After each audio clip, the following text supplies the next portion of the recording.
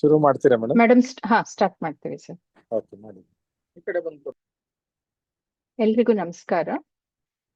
ಬಿಸಿಲ ಧಗೆಗೆ ಹನಿ ಸಿಂಚನ ಈ ಕಾರ್ಯಕ್ರಮಕ್ಕೆ ಎಲ್ಲರಿಗೂ ಸ್ವಾಗತ.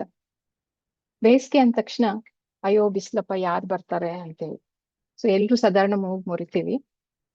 ಆದ್ರೆ ಈ ಬೇಸಿಗೆಯ ಬಿಸಿ ತಾಪ ಪ್ರಕೃತಿಗೆ ಎಷ್ಟು ಮುಖ್ಯ, ಮತ್ತೆ ಬೇಸಿಗೆ ಯಾಕೆ ಬೇಕು ಅನ್ನೋದನ್ನ ಕವಿ BR ಲಕ್ಷ್ಮಣರಾವ್ ಅವರು ತಮ್ಮ ಬೇಸಿಗೆ ರಜಾ ಇದ್ದರು ಬಿಸಿಲಿನ ಸಜಾ ಬನ್ನಿ ಆಡೋಣ ಅನ್ನೋ ಪದ್ಯದಲ್ಲಿ ಬಹಳ ಸುಂದರವಾಗಿ ಮತ್ತು ಸರಳವಾಗಿ ಅರ್ಥವಾಗುವಂತೆ ವಿವರಿಸಿದ್ದಾರೆ. ಏಕೆ ರವಿಗೆ ಇಂಥ ತಾಪ, ಯಾರ ಮೇಲವನ ಕೋಪ ಎಂದು ಹಳೆಯಬೇಡ, ಮೋಡ ಕೂಡಿಸಿ ಇಳೆಗೆ ಮಳೆಯ ತರಲು ದುಡಿಯುತ್ತಾನೆ ಪಾಪ. ಈ ರೀತಿಯಾಗಿ ಅವರು ಬಿಸಿಲಿನ ಪ್ರಾಮುಖ್ಯತೆಯನ್ನ, ಸೂರ್ಯನನ್ನ, ಅವನ ತಾಪವನ್ನ ಕುರಿತು ಹೇಳ್ತಾ ಹೋಗ್ತಾರೆ. ಇನ್ನು ರಜೆ ವಿಷಯಕ್ಕೆ ಬಂದ್ರೆ, ರಜಾ ಅಂದ್ರೆ ಯಾರಿಗಿಷ್ಟ ಇರೋದಿಲ್ಲ ಹೇಳಿ. ಅದರಲ್ಲೂ ಬೇಸಿಗೆ ರಜಾ ಅಂದ್ರೆ ಮಕ್ಕಳಿಗಂತೂ ಬಹಳ ಅಚ್ಚುಮೆಚ್ಚು. ಅವ್ರಿಗಷ್ಟೇ ಯಾಕೆ, ದೊಡ್ಡವ್ರಿಗೆ, ಇಳಿ ವಯಸ್ಸಿನವ್ರಿಗೆ ಎಲ್ಲರಿಗೂ ಕೂಡ ಇದೊಂತಹ ಗತಕಾಲದ ನೆನಪುಗಳನ್ನ ಮೆಲುಕು ಹಾಕುವಂತಹ ಒಂದು ಸಂದರ್ಭ. ಆ ದಿನಗಳಲ್ಲಿ ಸಂತೋಷಿಸಿದ ಕ್ಷಣಗಳನ್ನ ಪ್ರತಿಯೊಬ್ರು ಮತ್ತೆ ಹಂಬಲಿಸೋದು ಬಹಳ ಸತ್ಯ. ಈ ಬೇಸಿಗೆ ರಜಾ ಅನ್ನೋದನ್ನ ಕೇಳಿದ ತಕ್ಷಣ ಭಾವುಕರಾಗುವಂತಹ ಒಂದು ಸಂದರ್ಭ ಅದು. ಇನ್ನು ಮಕ್ಕಳಿಗಂತೂ ಒಂದು ರೀತಿಯಾಗಿ ಯಾವುದೇ ನಿರ್ಬಂಧನೆ ಇಲ್ಲದೆ ಐಷಾರಾಮಿ ವಿರಾಮ ಸಿಗುತ್ತೆ ಅಂತ ಕೂಡ ನಾವು ಹೇಳ್ಬೋದು. ಅಲಾರಾಮ್ ಕಾಟ ಇಲ್ಲ, ಟ್ಯೂಷನ್ ರಗಳೇ ಇಲ್ಲ. ಸೊ ಎಷ್ಟು ಹೊತ್ತು ಬೇಕಾದ್ರೂ ಅವರು ಮಲ್ಕೋಬಹುದು. ಈ ರೀತಿಯಾಗಿ ಮಕ್ಕಳು ಕೂಡ ಅದನ್ನ ತುಂಬಾ ಹರ್ಷಿಸ್ತಾರೆ, ಸಂತೋಷಿಸ್ತಾರೆ. ಇದಷ್ಟೇ ಅಲ್ದೇನೆ ಬೇಸಿಗೆ ಕಾಲ ಅಂದ ತಕ್ಷಣ ಮತ್ತೆ ಸಾಲು ಸಾಲು ನೆನಪುಗಳು ಎಲ್ರಿಗೂ ಬರುತ್ತೆ. ಕದ್ದು ಮಾವಿನ ಹಣ್ಣನ್ನ ತಿಂದು ಹಳದಿಯಾದಂತಹ ಬೆರಳುಗಳಿಂದ ಸಿಕ್ಕಾಕೊಳ್ಳೋದು, ಅಜ್ಜ ಅಜ್ಜಿ ಮನೆಗೆ ಪ್ರವಾಸ ಹೋಗೋದು, ನೆಂಟರಿಷ್ಟ್ರ ಮನೆಗೆ ಹೋಗೋದು, ಕತೆ ಕೇಳೋದು, ತಿಂಡಿಗಳನ್ನ ತಿನ್ನೋದು, ಜಾತ್ರೆ, ತೇರು, ರಥ, ಉತ್ಸವ, ಮಕ್ಳಿಗೆಲ್ಲ ರಜಾ ಅಂತ ಹೇಳಿ ಬಹಳಷ್ಟು ಮದುವೆ ಮುಹೂರ್ತಗಳನ್ನ ಅವಾಗ ಇಟ್ಟಿರ್ತಾರೆ. ಸೊ ಈ ರೀತಿಯಾಗಿ ಎಷ್ಟೊಂದು ನೆನಪುಗಳನ್ನ ಈ ಬೇಸಿಗೆ ರಜಾ ಅಥವಾ ಬೇಸಿಗೆ ಕಾಲ ಅನ್ನುವಂಥದ್ದು ಹಿಡಿದಿಟ್ಕೊಂಡಿದೆ. ಸಾಧಾರಣವಾಗಿ ಎಲ್ರೂ ಒಪ್ಕೊಳ್ಳುವಂಥದ್ದು ಏನಪ್ಪಾ ಅಂತಂದ್ರೆ, ಮಳೆಗಾಲ ಶುರುವಾದಾಗ ಮಳೆಯ ಮೊದಲ ಕೆಲವು ಹನಿಗಳು ಭೂಮಿಯನ್ನ ಸ್ಪರ್ಶಿಸಿದಾಗ, ಭೂತಾಯಿ ಮೈದುಂಬಿಕೊಂಡಾಗ ಸಾಧಾರಣವಾಗಿ ಕವಿಗಳು ಸ್ಫೂರ್ತಿಯನ್ನ ಹೊಂದಿ, ಅಥವಾ ಈ ಸಂದರ್ಭಗಳು ಕವಿತೆ ಬರೆಯೋದಕ್ಕೆ ಕವಿ ಮನಸ್ಸಿಗೆ ಸ್ಫೂರ್ತಿಯನ್ನ ಕೊಡ್ತಾವಂತೆ. ಆದ್ರೆ ಬೇಸಿಗೆ ಅಂತ ಬಿರು ಬಿರು ಬಿಸಿಲು ಒಣ ಗಾಳಿ ಕೂಡ ಕವಿತೆ ಬರೆಯೋದಕ್ಕೆ ಸ್ಫೂರ್ತಿ ಕೊಡಬಲ್ಲದು ಅನ್ನೋದಕ್ಕೆ ನಮ್ಮ ಇವತ್ತಿನ ಈ ಕಾರ್ಯಕ್ರಮವೇ ಅದಕ್ಕೆ ಒಂದು ಸಾಕ್ಷಿ. ಇದಿಷ್ಟೇ ಅಲ್ಲದೆ ಅನೇಕ ಕವಿಗಳು ಬೇಸಿಗೆಯ ಬಗ್ಗೆ ಬರೆದಿದ್ದಾರೆ. ಇನ್ನು ಹೆಚ್ಚಿನ ಸಮಯವನ್ನ ವ್ಯರ್ಥ ಮಾಡದೆ ಇವತ್ತಿನ ಕಾರ್ಯಕ್ರಮಕ್ಕೆ ನಾವು ಕಾಲಿಡೋಣ. ಪ್ರಾರಂಭದಲ್ಲಿ IMA ಪ್ರಾರ್ಥನೆಯನ್ನ ನಡೆಸ್ಕೊಡ್ಬೇಕು ಅಂತ ಹೇಳಿ ಡಾಕ್ಟರ್ ಜ್ಯೋತಿ ಎಸ್ ಗೊಂಗಾಡೆ ಅವರನ್ನ ಕೇಳ್ಕೊತಾ ಇದ್ದೀನಿ. ಜ್ಯೋತಿ ಮೇಡಮ್. ಎಲ್ರಿಗೂ ನಮಸ್ಕಾರ. ಭಾರತೀಯ ವೈದ್ಯಕೀಯ ಸಂಘದ ಪ್ರಾರ್ಥನೆ: ಎಲ್ಲರೂ ಸಂತೋಷವಾಗಿರಲಿ, ಎಲ್ಲರೂ ಆರೋಗ್ಯವಾಗಿರಲಿ, ಎಲ್ಲರೂ ನೋವಿನಿಂದ ಮುಕ್ತವಾಗಿರಲಿ, ಎಲ್ಲರೂ ದುಃಖದಿಂದ ಮುಕ್ತವಾಗಿರಲಿ, ಎಲ್ಲ ಆಸೆ ಆಮಿಷಗಳನ್ನು ಮೀರಿ ಗುಣಪಡಿಸುವವರು ನಾವಾಗಿರಲಿ. ಧನ್ಯವಾದ. IMA ಚಿರಾಯುವಾಗಲಿ. ಧನ್ಯವಾದಗಳು ಜ್ಯೋತಿ ಮೇಡಮ್. ಈಗ ಇಂದ್ರ ದೊಡ್ಡಪುಳ್ಳಪುರ ಮೇಡಮ್ ಅವರಿಂದ ಎಲ್ಲರನ್ನು ಸ್ವಾಗತಿಸ್ಬೇಕು ಅಂತ ಕೇಳ್ಕೊತೇನೆ, ಮತ್ತು ಹಾಗೆ ಒಂದೆರಡು ಪ್ರಾಸ್ತಾವಿಕ ನುಡಿಗಳನ್ನ ಕೂಡ ಮೇಡಮ್ ಹೇಳ್ಬೇಕು. ಇಂದ್ರ ಮೇಡಮ್. ಎಲ್ರಿಗೂ ನಮಸ್ಕಾರ. ಕೇಳಿಸ್ತಾ ಇದೆ ಅಲ್ವಾ? ಕೇಳಿಸ್ತಾ ಇದೆ, ಹೇಳಿ ಮೇಡಮ್. ಒಂದು ತಿಂಗಳಿಗೆ ಒಂದು ಕಾರ್ಯಕ್ರಮ ಮಾಡೋಣ ಅಂತಂದಾಗ ಏನ್ ಮಾಡಬಹುದು ಈ ಸಲ ಅನ್ನುವಾಗ ಬೇಸಿಗೆ ಎದುರುಗಡೆ ಬಿರುಗಾಳಿನ ಕೊಡ್ತಾ ಇತ್ತು. ಆ ಬಿರುಗಾಳಿ ಬಗ್ಗೆ ಯಾಕೆ ನಮ್ಮ ವೈದ್ಯರು ಬರೆಯೋದಿಲ್ವಾ, ಬರೀತಾರಲ್ವಾ ಅಂತ ಒಂದು ಆಸೆಯಿಂದ ಬಿಸಿಲ ಬೇಗೆಗೆ ಒಂದು ಸ್ವಲ್ಪ ಹನಿ ಸಿಂಚನವನ್ನ ಹಾಕೋದ್ಯಾ ಹೇಗೆ ಅಂತ ಹೇಳಿ ಯೋಚನೆ ಮಾಡಿದಾಗ ಎಲ್ಲ ಮದುವೆ, ಜಾತ್ರೆ ಮತ್ತು ರಜಾ, ಮಕ್ಕಳ ಆಟ ಪಾಠ ಕಾಟ ಎಲ್ಲವೂ ನೆನಪಾಗತ್ತೆ. ಸೊ ಹಾಗಾಗಿ ಅದನ್ನೇ ವಿಷಯವನ್ನ ಇಟ್ಕೊಂಡು ಮಾಡೋಣ ಅಂತ ಹೇಳಿದಾಗ ಉಷಾ ಮೇಡಮ್ ಸಂಪೂರ್ಣವಾಗಿ ಆ ಜವಾಬ್ದಾರಿಯಿಂದ ತಗೊಂಡ್ರು.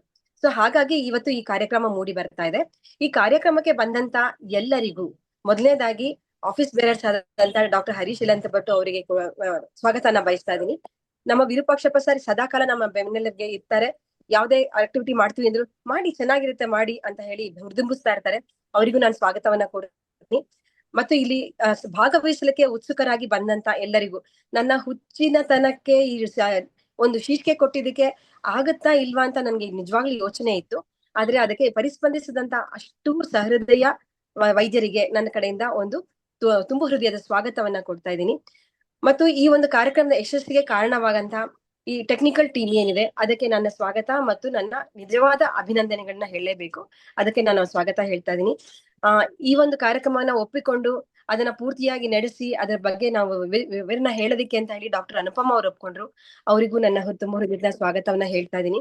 ಆಗಲ್ಲ ನನ್ಗೆ ಅಂತ ಅಂದ್ರು ಫಸ್ಟ್, ಆದ್ರೂ ಇಷ್ಟು ಚಿಕ್ಕದು ಈ ರೀತಿ ಆಗಿರುತ್ತೆ, ಇದು ಬರೀ ಕವಿ ಕವನಗಳಲ್ಲ ಎಲ್ಲರ ವಿಷಯ ಅಂತ ಹೇಳಿದಾಗ ಒಪ್ಕೊಂಡಂತ ಅನುಪಮ ಅವ್ರಿಗೂ ನಾನು ಸ್ವಾಗತವನ್ನ ಹೇಳಕ್ ಇಷ್ಟಪಡ್ತೀನಿ.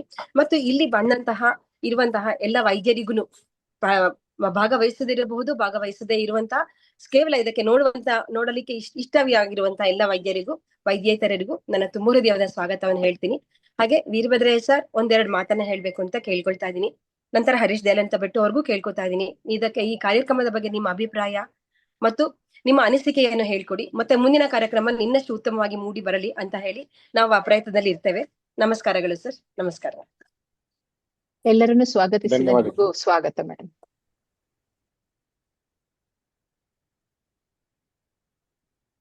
ಧನ್ಯವಾದಗಳು ಮೇಡಮ್. ಇದೊಂದು ಉತ್ತಮವಾದ ಕಾರ್ಯಕ್ರಮನ ಹಮ್ಮಿಕೊಂಡಿದ್ದೀರಿ. ಬಿಸಿಲ ಧಗೆಗೆ ಹನಿಸಿಂಚನ. ಈ ಬಿಸಿಲಿಗೆ ಸ್ವಲ್ಪ ತುಂತುರು ಹನಿ ಬಂದ್ರು ಸಹ ಧಗೆ ಕಡಿಮೆ ಆಗುತ್ತೆ ಅಂತ ಹೇಳ್ಬಿಟ್ಟು ಎಲ್ಲ ಕಾಯ್ತಾ ಇರ್ತಾರೆ. ಹಾಗೆ ಸಾಹಿತ್ಯದ ಹನಿಸಿಂಚನ ಮಾಡೋದಕ್ಕೆ ನೀವು ಹೊರಟಿದ್ದೀರಿ. ಆ ಹನಿಸಿಂಚನ ಉತ್ತಮವಾಗಿ ಮೂಡಿ ಬರಲಿ, ಎಲ್ರಿಗೂ ಹನಿಸಿಂಚನ ಆಗ್ಲಿ ಅಂತ ಹೇಳ್ಬಿಟ್ಟು ಹಾರೈಸ್ತಾ ಈ ಒಂದು ಕಾರ್ಯಕ್ರಮ ಯಶಸ್ವಿಯಾಗಲಿ ಅಂತ ಕೋರ್ತೇನೆ. ಧನ್ಯವಾದಗಳು.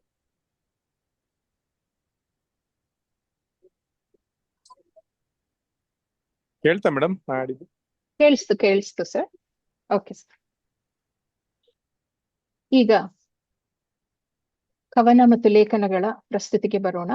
ನಮ್ಮ ಅನೇಕ ವೈದ್ಯ ಮಿತ್ರರು, ಸುಮಾರು 18 ವೈದ್ಯ ಮಿತ್ರರು ಇವತ್ತಿನ ಕಾರ್ಯಕ್ರಮದಲ್ಲಿ ತಮ್ಮ ಕವನಗಳನ್ನು ಅಥವಾ ಲೇಖನಗಳನ್ನ ಪ್ರಸ್ತುತಪಡಿಸ್ತಾ ಇದ್ದಾರೆ. ಮೊದಲಿಗೆ ಡಾಕ್ಟರ್ ರಾಜೇಂದ್ರ ಸಲಗೆರೆ ಚಿಕ್ಕೋಡಿಯಿಂದ ರಾಜೇಂದ್ರ ಸರ್ ಅವರು ತಮ್ಮ ಕವನವನ್ನ ಪ್ರಸ್ತುತಪಡಿಸ್ತಾ ಇದ್ದಾರೆ. ರಾಜೇಂದ್ರ ಸಲಗೆರೆ ಸರ್ ಇದ್ದೀರಾ? ಹಾ ಸರ್.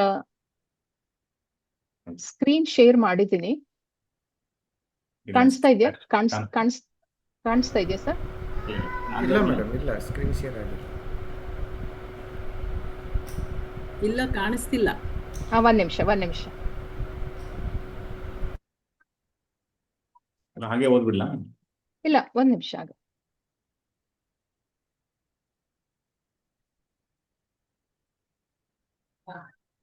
ಹಾ, ಕಾಣಿಸ್ತಾ ಇದೆ ಈಗ?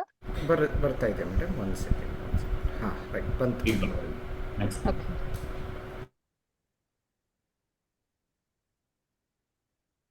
ತಮ್ಮ ಕವನ ಈಗ ಸ್ಕ್ರೀನ್ ಮೇಲಿದೆ. ಎಲ್ಲರಿಗೂ ನಮಸ್ಕಾರಗಳು. ಈ ನನ್ನ ಕವನ ಬೇಸಿಗೆಯ ಬಿತ್ತರ ಅಥವಾ ಬೇಸಿಗೆಯ ತತ್ತರ. ಸೊ, ರಸ್ತೆಯ ಮೇಲೆ ಮೃಗಜಲದ ಆಟ, ಪಾದಚಾರಿಗಳಿಗೆ ಬೀಳದ ಬಿಸಿಲು ಕಾಟ, ಏರುವ ರವಿಗೆ ಬೆಂಕಿಯ ಆಟ, ಭುವಿಯ ಜನರಿಗೆ ಸೆಕೆಯ ಸಂಕಟ, ನದಿಯ ಒಡಲಲ್ಲಿ ಮರಳಿನ ಆಟ, ರಾಸು ಹಕ್ಕಿಗೆ ನೀರಿಗಾಗಿ ಒದ್ದಾಟ, ಬಿಸಿ ಗಾಳಿಗೆ ಸೂರ್ಯನ ಪಾಠ, ಮನೆಯ ಛತ್ತಿಗೆ ಕೆಂಡದ ಕಾಟ, ಬಿಸಿಲ ಝಳಕೆ ಬೆವರಿನ ಹರಿವಾಟ, ತಂಪಿನ ಆಶ್ರಯಕ್ಕೆ ಎಲ್ಲರ ಓಟ, ಬತ್ತಿದ ಕೆರೆಗೆ ಬಿರುಕಿನ ಪಾಠ, ಒಣಗಿದ ಹೊಲಕ್ಕೆ ರೈತನ ಗೋಳಾಟ, ಮಳೆಯ ಹನಿಗಾಗಿ ಮುಗಿಲಿಗೆ ನೋಟ, ವರುಣ ಕೃಪೆಗೆ ಜೀವ ಜಲದ ಹಂಬಲದಾಟ.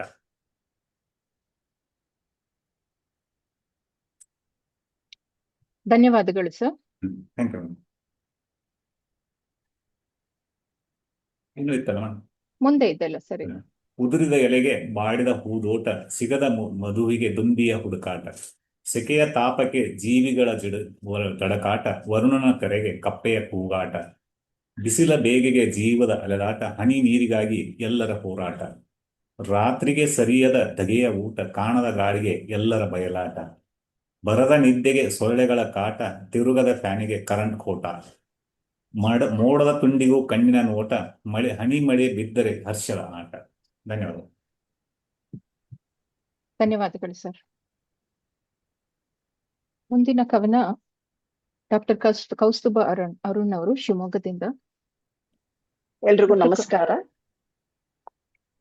ನನ್ನ ರಚನೆಯ ಶೀರ್ಷಿಕೆ ನಮ್ಮ ಬೇಸಿಗೆ ರಜಾ ಹೀಗಿತ್ತು. ಹೊಟ್ಟೆ ಬಿರುಹುತಿಹ ಕೆಂಪು ಬಸ್ಸು ಪೀಂ ಪೀಂ ಪೀಂ ಪೀಂ ಎಂದೊಡೆ ಹತ್ತಿ ಅಕ್ಕ ತಂಗಿ ಅಣ್ಣ ತಮ್ಮಂದಿರೊಡನೆ ವಿರಾಜಮಾನರಾಗಿ ಡ್ರೈವರ್ ಅಂಕಲ್ ಪಕ್ಕದ ಬಾನೆಟ್ ಮೇಲೆ ಸವಾರಿ ದೊಡ್ಡಮ್ಮನ ಮನೆಯ ಕಡೆಗೆ. ದಾರಿಗುಂಟ ಗದ್ದೆ ಕಾಲುವೆ ಸಾಲು ತೆಂಗು. ಬರುತ್ತೇವೆ ಬರುತ್ತೇವೆ ಮನೆಯಲ್ಲಿ ಚೀಲವಿಟ್ಟು ಎನ್ನಲು ನಾವು, ಬನ್ನಿ ಬನ್ನಿ ಎಂದವಲ್ಲ ಹುಣಸೆ ಮಾವಿನಕಾಯಿಗಳು. ಇಣುಕಿ ನೋಡಿ ನುಸು ನಕ್ಕಿತು ಮಗ್ಗಿ ಪುಸ್ತಕ, ಜಾರಿತು ಮೆಲ್ಲನೆ ಚೀಲದ ತಳಕೆ ಸುಖ ನಿದ್ದೆಗೆ.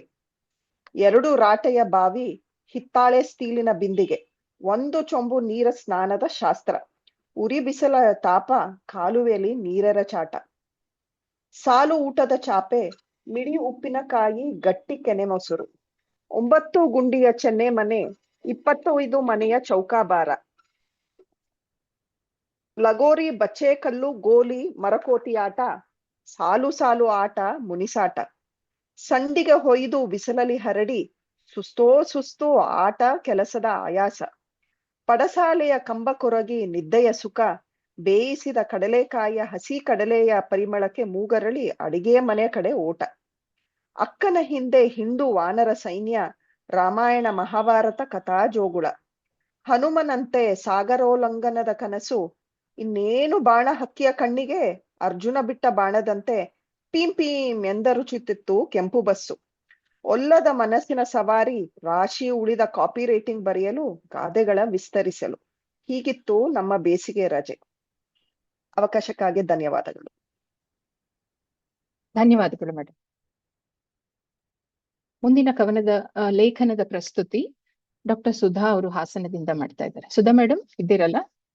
ಹೌದು ಮೇಡಮ್. ಎಲ್ರಿಗೂ, ಎಲ್ಲ ಕವಿ ಮನಸ್ಸುಗಳಿಗೂ ನಮಸ್ಕಾರ. ಇಂದು ನಾನು ಪ್ರಸ್ತುತಪಡಿಸ್ತಾ ಇರೋದು ಒಂದು ಲಘು ಹಾಸ್ಯ. ಶೀರ್ಷಿಕೆ ಚೈನೀಸ್ ಕಣ್ಣು. ಹೇಳ್ತಾ ಇದೆಯಲ್ಲ? ಕೇಳಿಸತ್ತೆ, ಹೇಳಿ ಮೇಡಮ್. ಓಕೆ. ಸೊ ಇವತ್ತಿನ ಜನರೇಷನ್ ಮಕ್ಕಳು ಎಲ್ಲರಿಗೂ ಗೊತ್ತು, ಅತಿ ಚುರುಕು, ಅರಳು ಹುರಿದಂಗೆ ಮಾತಾಡ್ತಾರೆ. ಬೇಸಿಗೆ ರಜೆಯಲ್ಲಿ ಅವರ ಅಬ್ಬರ, ಚಿನ್ಕುರುಳಿ ಮಾತು, ನಗು ಇಂಥದೆಲ್ಲ ಕೆಲವು ಸಲ ಕಿರಿಕಿರಿ ಅನ್ಸಿದ್ರು ಬಿಸಿಲಿನ ಜಡಕ್ಕೆ ತಂಪೆರೆಯೋದಂತೂ ಖಂಡಿತ ನಿಜ. ಒಂದು ಎಳ್ನೀರಿನ ಸಿಂಚನ ಇದ್ದಂಗೆ ಇರುತ್ತೆ ಕುಡಿದಾಗ. ಅಷ್ಟು ಆ ಬಿಸಿಲಿನ ಜಡಕ್ಕೆ ಮಕ್ಕಳು ಮಾತು ತಂಪೆರೆಯುತ್ತೆ. ನೆಕ್ಸ್ಟ್ ಹೇಳೋದಾದ್ರೆ, ಸುಂದರ ಮುಖಕ್ಕೆ ಕಣ್ಣೇ ಭೂಷಣ ಅಂತ ಹೇಳ್ತಾರೆ. ಕವಿ ಪುಂಗವರು ಹೆಣ್ಣಿನ ಕಣ್ಣುಗಳನ್ನ ಅದ್ಭುತವಾಗಿ ವರ್ಣಿಸಿದ್ದಾರೆ.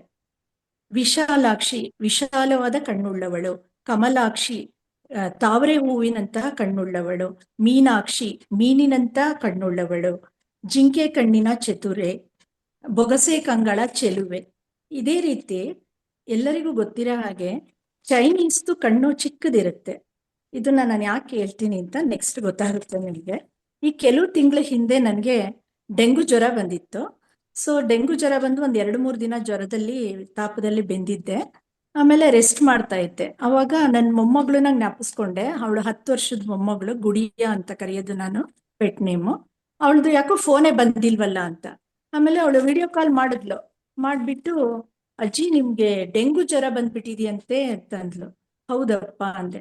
ಅಲ್ಲ, ನೀವೇ ಏನಾದ್ರೂ ಸೊಳ್ಳೆ ಹತ್ರ ಹೋಗಿ ಕಡಿಸ್ಕೊಂಡ್ಬಿಟ್ರ, ಹೇಗ್ ಜ್ವರ ಬಂತು ನಿಮ್ಗೆ, ಡೆಂಗು ಜ್ವರ ಅಂತ ಕೇಳಿದ್ಲು. ಹೇಗ್ ಬಂತೋ ಎಲ್ಲಿ ಕಡೀತೋ ಗೊತ್ತಿಲ್ಲ ಕಣಪ್ಪ. ಈಗ ಹೇಗಿದ್ದೀರಾ ಅಜ್ಜಿ ಅಂತ ಕೇಳಿದ್ಲು. ಇವಾಗ ಆರಾಮಾಗಿದ್ದೀನಿ ಅಂತ ಅಂದೆ. ಅದಕ್ಕೆ ಅವಳಂತಾಳೆ, ಅಲ್ಲ ಆರಾಮಾಗಿದ್ದೀನಿ ಅಂತ ಹೇಳ್ತಾ ಇದ್ದೀರಾ, ಆದ್ರೆ ಯಾಕೆ ನೀವು ಚೈನೀಸ್ ತರ ಕಂಡ್ಬಿಡ್ತಾ ಇದ್ದೀರಾ ಅಂತ ಕೇಳ್ತಾಳೆ. ನನ್ಗೆ ಅಷ್ಟು ಸುಸ್ತಲ್ಲೂ ಕೂಡ ಆ ಮಗುವಿನ ಒಂದು ಹಾಸ್ಯ ರಸ ತುಂಬಾ ನಗು ಬಂತು. ಧನ್ಯವಾದಗಳು ಮೇಡಮ್. ಮುಂದಿನ ಕವನವನ್ನ ಪ್ರಸ್ತುತಪಡಿಸಲಿದ್ದಾರೆ ಡಾಕ್ಟರ್ ಶ್ರೀನಿವಾಸ್ ಹರಪನಹಳ್ಳಿ. ಶ್ರೀನಿವಾಸ್ ಸರ್ ಇದ್ದೀರಲ್ಲ? ಶ್ರೀನಿವಾಸ್ ಸರ್. Yes madam. ನಮಸ್ಕಾರ ಎಲ್ರಿಗೂ. ನಮಸ್ಕಾರ. ಕೇಳಿಸ್ತಾ ಇದೆಯಲ್ಲ ಮೇಡಮ್?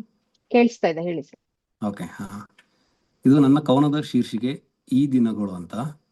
ಇದು ಒಂದು ಹಳೆಯ ಕನ್ನಡ ಚಲನಚಿತ್ರ ಗೀತೆ ಇತ್ತು, ಆ ದಿನಗಳು ಚಿತ್ರದ್ದು.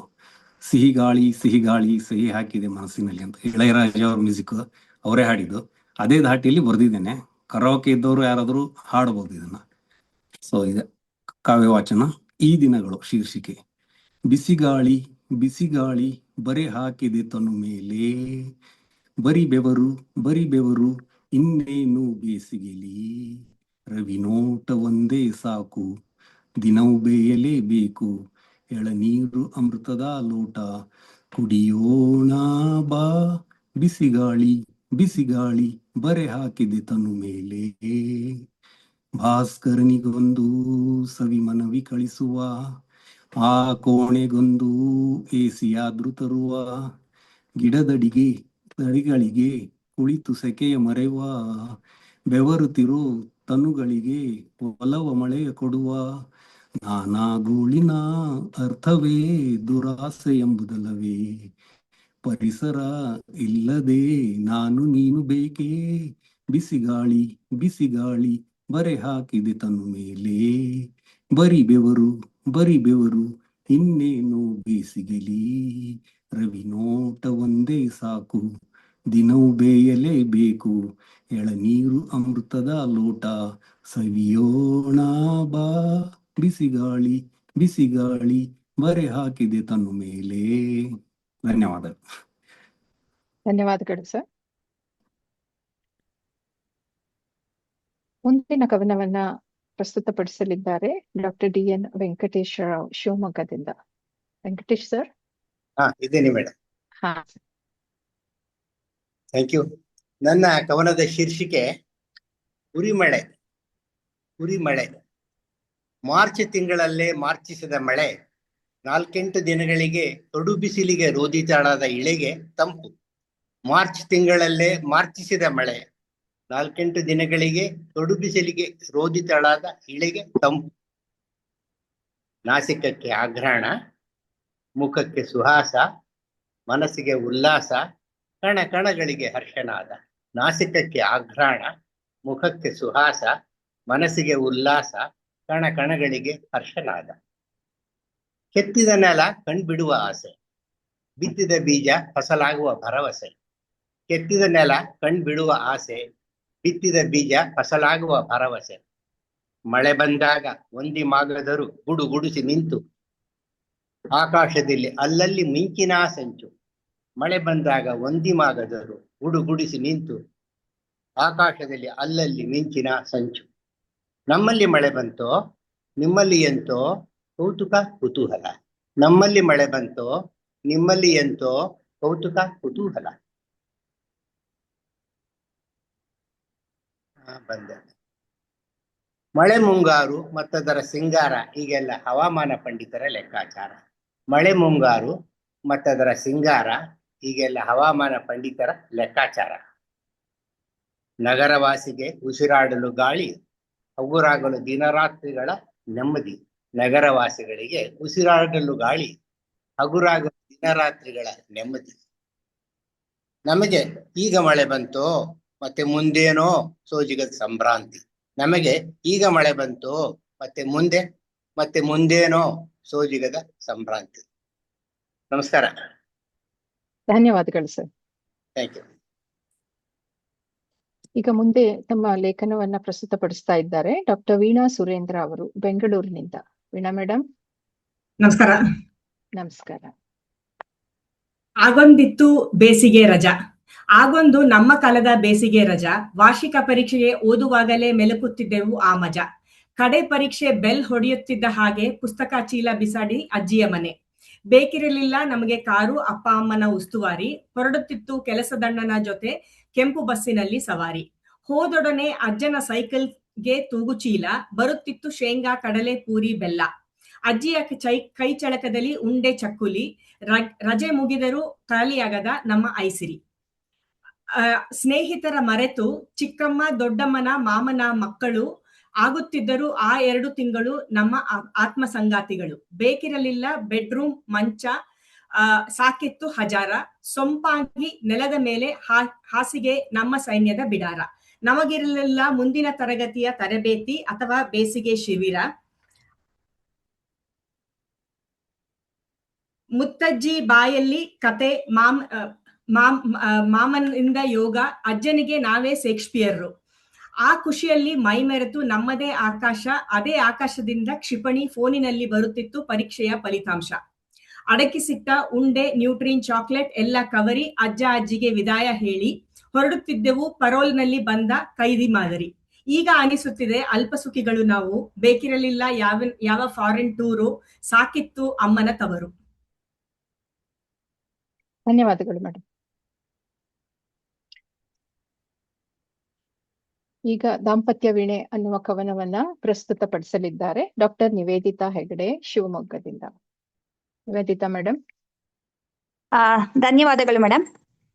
ಈಗ ದಾಂಪತ್ಯ ವೀಣೆ ಬೇಸಿಗೆ ರಜೆಯಲ್ಲಿ ನನಗೆ ಯಾಕೆ ಬರಿಬೇಕು ಅನ್ಸ್ತು ಅಂತಂದ್ರೆ, ಮಕ್ಕಳನ್ನೆಲ್ಲ ಬೇಸಿಗೆ ರಜೆ ಕಳಿಸಿ ನಾವು ದಂಪತಿಗಳೇ ಇದ್ದಾಗ ಮತ್ತೆ ನಮ್ಮ ದಾಂಪತ್ಯವನ್ನ ಎಕ್ಸ್ಪ್ಲೋರ್ ಮಾಡುವಂತ ಒಂದು ಅವಕಾಶ ಸಿಕ್ಕಿತು. ಹಾಗಾಗಿ ಇದನ್ನು ಬರೆದಿದ್ದೇನೆ. ದಾಂಪತ್ಯ ವೀಣೆ. ನಾಲ್ಕೇ ತಂತಿಯ ದಾಂಪತ್ಯ ವೀಣೆ, ಧರ್ಮ ಅರ್ಥ ಕಾಮ ಮೋಕ್ಷ ಪುರುಷಾರ್ಥದಲ್ಲಿ ಸ್ತ್ರೀ ತತ್ವ ಹೆಣೆ. ಕರ್ಮ ಬಿಗಿಯದ ಧರ್ಮ ಸಂಸಾರ ಸಾಗರದಿ, ಕರ್ಮ ಸನ್ಯಾಸವು ದಾಂಪತ್ಯ ಮೀಟಿದಾಗ ದಾಂಪತ್ಯ ವೀಣೆ. ಅರ್ಥವೆಂದರೆ ಬರಿಯ ಅರ್ಥವಲ್ಲವು ಮರುಳೆ, ಮನಸೋತು ಮನಗೆಲ್ಲುವ ತಿರುಳೆ. ಭಾವಾರ್ಥದಲ್ಲಿ ಮೀಟಿತ್ತು ಜಗಮೀರಿ ದಾಂಪತ್ಯ ವೀಣೆ. ಕಾಮವೆಂದರೆ ಕಾಮಾಂಧತೆ ಸಲ್ಲಾಪ ಅನುರಾಗದಳ, ಜಗನಿಯಮದಲ್ಲಿ ಮೀಟಿತ್ತು ದಾಂಪತ್ಯ ವೀಣೆ. ಪರಮ ಪುರುಷರು ವೈರಾಗ್ಯ ಕಂಡ ಜಗ ದಾಂಪತ್ಯ, ಸತ್ಯಸಂಧತೆ ಇರಿಸಿ ನುಡಿಸು ದಾಂಪತ್ಯ ವೀಣೆ. ಶಾರದೆಯು ನುಡಿಸುವ ಗೀತ ಸುಲಲಿತ ಸುಗಮ ಸಂಗೀತ, ಕಲಹವು ಅಗಲಿ ಕದಮ ವಿರಾಮದಲ್ಲಿ ಮೀಟುವ ದಾಂಪತ್ಯ ವೀಣೆ. ಇಲ್ಲಿಲ್ಲದ ಮೋಕ್ಷ ಗುಹೆಯೊಳಗಿಲ್ಲ, ಈ ಗಹನ ತತ್ವವು ದಾಂಪತ್ಯದ ಹೊರಗಲ್ಲ, ಬಾಸಕನೆ ನುಡಿಸೋಣ ಕಲಿತು ಸಂಯಮವ ದಾಂಪತ್ಯ ವೀಣೆ. ಧನ್ಯವಾದಗಳು. ಧನ್ಯವಾದಗಳು ಮೇಡಮ್.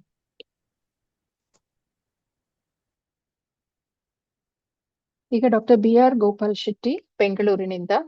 ಸರ್ 2 ತಮ್ಮ ಚಿಕ್ಕ ಚಿಕ್ಕ ಕವನಗಳನ್ನ ಪ್ರಸ್ತುತಪಡಿಸ್ತಾ ಇದ್ದಾರೆ. ಡಾಕ್ಟರ್ ಗೋಪಾಲ್ ಶೆಟ್ಟಿ ಸರ್ ಇದ್ದೀರಲ್ಲ? Okay sir.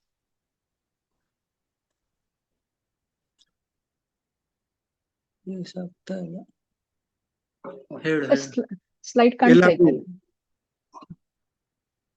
ಹಲೋ, ಹೇಳಿ ಸರ್, ಕೇಳಿಸ್ತಾ ಇದೆ. Okay madam.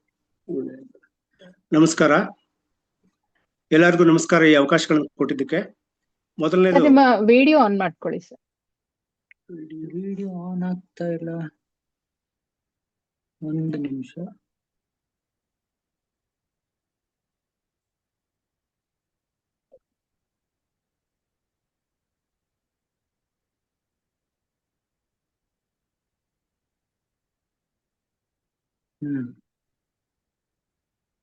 ಹಲೋ, ಕೇಳಿಸ್ತಾ ಇದೆ ಸರ್.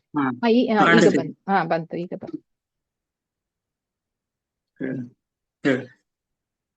ಬಿಸಿಲ ಜಳ. ಎಲ್ಲರಿಗೂ ನಮಸ್ಕಾರ. ನನ್ನ ಮೊದಲನೇ ಕವನ ಬಿಸಿಲ ಜಳ. ಚಳಿಯಾದರೆ ಮುದುಡಿ ಮಲಗಬಹುದು ಹೊದ್ದು ದಪ್ಪನೆಯ ಕಂಬಳಿ. ಚಳಿಯಾದರೆ ಮುದುಡಿ ಮಲಗಬಹುದು ದಪ್ಪನೆಯ ಕಂಬಳಿ. ಮಳೆಯಾದರೆ ಕೊಡೆ ಹಿಡಿದು ರೈನ್ ಕೋಟ್ ಹಾಕಿ ಪೂರ ನೆನೆಯದೆ ಪಾರಾಗಬಹುದು. ಮಳೆಯಾದರೆ ಕೊಡೆ ಹಿಡಿದು ರೈನ್ ಕೋಟ್ ಹಾಕಿ ಪೂರ ನೆನೆಯದೆ ಪಾರಾಗಬಹುದು. ಉರಿವ ಸೂರ್ಯನ ತಾಪಕ್ಕೆ ಗರಗರನೆ ತಿರುಗುವ ಫ್ಯಾನ್ಗಳು, AC ಏರ್ ಕೂಲರ್ಗಳು ಕೊಡಬಹುದು ಕೊಂಚ ನಿರಾಳ. ಗರಗರನೆ ತಿರುಗುವ ಫ್ಯಾನ್ಗಳು, AC ಏರ್ ಕೂಲರ್ಗಳು ಕೊಡಬಹುದು ಕೊಂಚ ನಿರಾಳ. ಆಗಸದ ಬಿಳಿ ಮುಗಿಲುಗಳು ಕರಿಮುಗಲುಗಳಾಗಿ ಕರಗಿ ನೂರಾಗಿ ಸುರಿಯದಿದ್ದರೆ ತಂಪಾಗುವುದಾದರೂ ಹೇಗೆ ಇಳೆ. ಎರಡನೇದು, ಬೇಸಿಗೆ ರಜಾ ಶೀರ್ಷಿಕೆ. ಸೂರ್ಯ ಬಂದರೂ ನೆತ್ತಿಯ ಮೇಲೆ ಮಕ್ಕಳು ಏಳುತ್ತಿಲ್ಲವಲ್ಲ ಹಾಸಿಗೆಯಿಂದ ಮೇಲೆ. ಸೂರ್ಯ ಬಂದರೂ ನೆತ್ತಿಯ ಮೇಲೆ ಮಕ್ಕಳು ಏಳುತ್ತಿಲ್ಲವಲ್ಲ ಹಾಸಿಗೆಯಿಂದ ಮೇಲೆ. ಏಳಿರೆಂದು ಹೇಳುವುದು ಹೇಗೆ ಮೇಲಿಂದ ಮೇಲೆ. ಏಳಿರೆಂದು ಹೇಳುವುದು ಹೇಗೆ ಮೇಲಿಂದ ಮೇಲೆ. ಮೊಬೈಲ್ ಲ್ಯಾಪ್ಟಾಪ್ಗಳ ಬಳಕೆ ಅತಿಯಾದ ಮೇಲೆ. ಧನ್ಯವಾದಗಳು. ಧನ್ಯವಾದಗಳು ಸರ್. ಈಗ ಡಾಕ್ಟರ್ ಸುಲೋಚನಾ ಚೀನಿವಾಲರ್ ಮೇಡಮ್ ಅವರು ಗಂಗಾವತಿಯಿಂದ ಮದುವೆ ಅನ್ನುವಂತಹ ತಮ್ಮ ಕವನವನ್ನ ಪ್ರಸ್ತುತಪಡಿಸ್ತಾ ಇದ್ದಾರೆ. ಚೀನಿವಾಲರ್ ಮೇಡಮ್, ಸ್ಟಾರ್ಟ್ ಮಾಡಿ.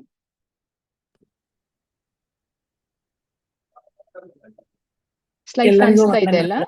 ಎಲ್ಲರಿಗೂ ವಂದನೆಗಳು. ಕೇಳ್ತಾ ಇದೆಯಾ ಮೇಡಮ್? ಕೇಳಿಸ್ತಾ ಇದೆ, ಹೇಳಿ.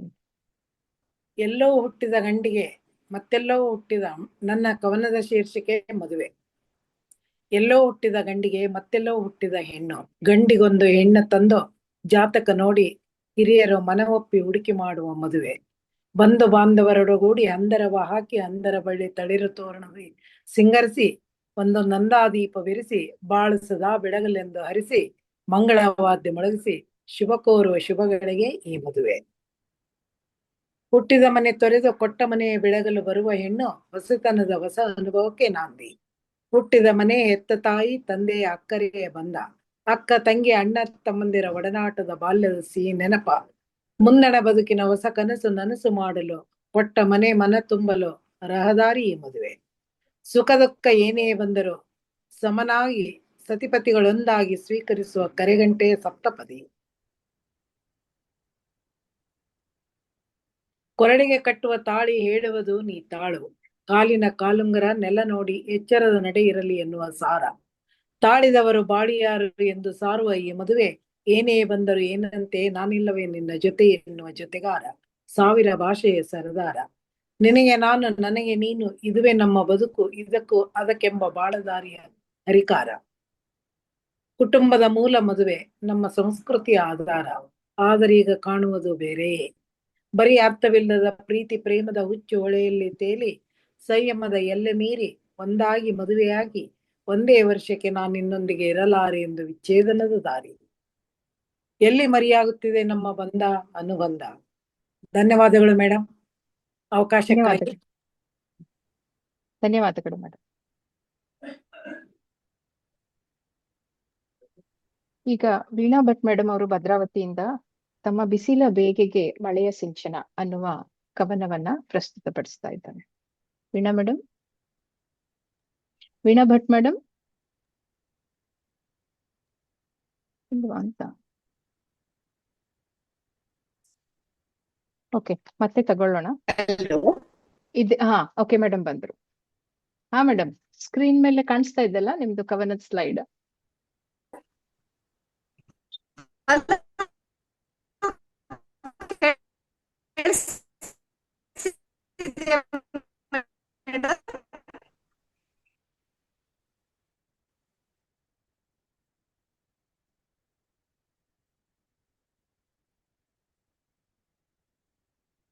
ವೀಣಾ ಮೇಡಮ್ ವಿಡಿಯೋ ಆನ್ ಮಾಡಿ.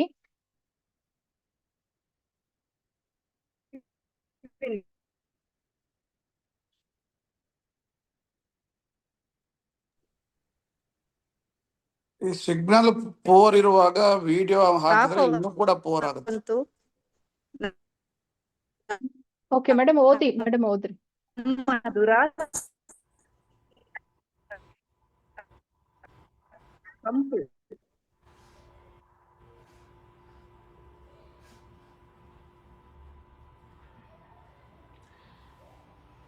ಡಾಕ್ಟರ್ ಉಷಾ ಅವರೇ, ಅದನ್ನ ಆಮೇಲೆ ತಗೋಣ. Okay okay madam, may be ಅವರು ಬೇಗ ಬೇರೆ ಕಡೆ ಹೋಗಿ. Okay okay. ಈಗ ಮುಂದಿನ ಕವಿತೆ ಪೂಜೆ, ಇದನ್ನ ಪ್ರಸ್ತುತಪಡಿಸ್ತಾ ಇದ್ದಾರೆ ಡಾಕ್ಟರ್ ಉಷಾ ರಮೇಶ್ ಅವರು ಶಿವಮೊಗ್ಗದಿಂದ. ಕೇಳಿಸ್ತಾ ಇದೆ ಮೇಡಮ್? ಕೇಳಿಸ್ತಾ ಇದೆ, ಹೇಳಿ ಮೇಡಮ್.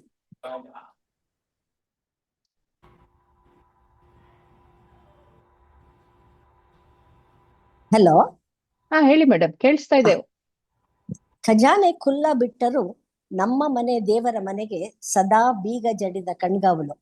2 ವರ್ಷದ ನನ್ನ ಅವಳಿ ಮೊಮ್ಮಕ್ಕಳ ಅಗಸ್ತ್ಯ ಅಮಾರ್ತ್ಯರ ದಿನನಿತ್ಯದ ಪೂಜೆ ಆಟ ಕಾಟ ನೋಡಿ ಬರದಂತಹ ಕವನ. ಪುಟದೊಳಗೆ ಸೆರೆಯಾಗಿ ಪ್ರತಿಮೆಯೊಳು ಬಂದಿಯಾಗಿ, ಪುಟದೊಳು ಸೆರೆಯಾಗಿ ಪ್ರತಿಮೆಯೊಳು ಬಂದಿಯಾಗಿ, ಕಲಿಗಳ ಎದುರಿಸುವ ಬಲಕುಂದು ಸದಾ ಭೀತಿಯಲ್ಲಿ ಬೀಗ ಜಡಿದ ಕೋಣೆಯೊಳು ಕೈ ಚೆಲ್ಲಿ ಕೂತ ದೇವರುಗಳಿಗೆ. ಬೀಗ ಜಡಿದ ಕೋಣೆಯೊಳು ಕೈ ಚೆಲ್ಲಿ ಕೂತ ದೇವರುಗಳಿಗೆ ಯುದ್ಧೋಪಾದಿಯಲ್ಲಿ ಬಂದೆರಗಿದರು ಅಗಸ್ತ್ಯ ಅಮಾರ್ತ್ಯರು. ಯುದ್ಧೋಪಾದಿಯಲ್ಲಿ ಬಂದೆರಗಿದರು ಅಗಸ್ತ್ಯ ಅಮಾರ್ತ್ಯರು. ಬೆಕ್ಕಿಗೆ ಚೆಲ್ಲಾಟ, ಇಲಿಗೆ ಪ್ರಾಣ ಸಂಕಟ. ಆಟಕ್ಕೆ ಚೇಷ್ಟೆಗೆ ಯಾರೂ ಸಿಗದಾದಾಗ, ಆಟಕ್ಕೆ ಚೇಷ್ಟೆಗೆ ಯಾರೂ ಸಿಗದಾಗ ಸದಾ ಸಿಗುವನಲ್ಲ ಎದುರಾಡದ ಈ ಬಡಪಾಯಿ, ಸದಾ ಸಿಗುವನಲ್ಲ ಎದುರಾಡದ ಈ ಬಡಪಾಯಿ. ಸಿಕ್ಕ ಸಿಕ್ಕೆಡೆ ಅರಿಶಿನ ಕುಂಕುಮವ ಮೆತ್ತಿ ಸಿಂಗರಿಸಿ, ಸಿಕ್ಕ ಸಿಕ್ಕೆಡೆ ಅರಿಶಿನ ಕುಂಕುಮವ ಮೆತ್ತಿ ಸಿಂಗರಿಸಿ, ವಿಭೂತಿ ಢಾಳಾಗಿ ಬಳಿದು ಖಾಲಿ ತಟ್ಟೆಯಲ್ಲೇ ಮಂಗಳಾರತಿ ಎತ್ತಿ ಖಾಲಿ ತಟ್ಟೆಯಲ್ಲೇ ಮಂಗಳಾರತಿ ಎತ್ತಿ ಕೈ ಚಾಚಿ ತೆಗೆದುಕೊಳ್ಳಲಾರದ ಶಿವನ ಬಿಟ್ಟೂ ಬಿಡದೆ ಕೈ ಚಾಚಿ ತೆಗೆದುಕೊಳ್ಳಲಾರದ ಶಿವನ ಬಿಟ್ಟೂ ಬಿಡದೆ ತಿವಿದು ತಿವಿದು ಕೊಡುವರು ಉರಿವ ಗಂಧದ ಕಡ್ಡಿಯಲ್ಲಿ ಚುಚ್ಚಿ ಚುಚ್ಚಿ ಪರಮ ಭಕುತಿಯ ಮೆರೆಯಲು ಉರಿವ ಗಂಧದ ಕಡ್ಡಿಯಲ್ಲಿ ಚುಚ್ಚಿ ಚುಚ್ಚಿ ಪರಮ ಭಕುತಿಯ ಮೆರೆಯಲು ಗಾಜಿನ ಚೌಕಟ್ಟಿನ ರಕ್ಷಣೆಗೆ ಕೈ ಮುಗಿದು ಅದೆಷ್ಟು ಬಾರಿ ವಂದಿಸಿದನೋ ಆ ದೇವ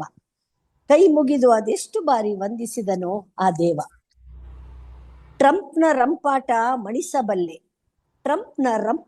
ಮಣಿಸಬಲ್ಲೆ ಇರಾನ್ ಇಸ್ರೇಲ್ ಜಂಟಿ ದಾಳಿಯನ್ನು ಬಗ್ಗು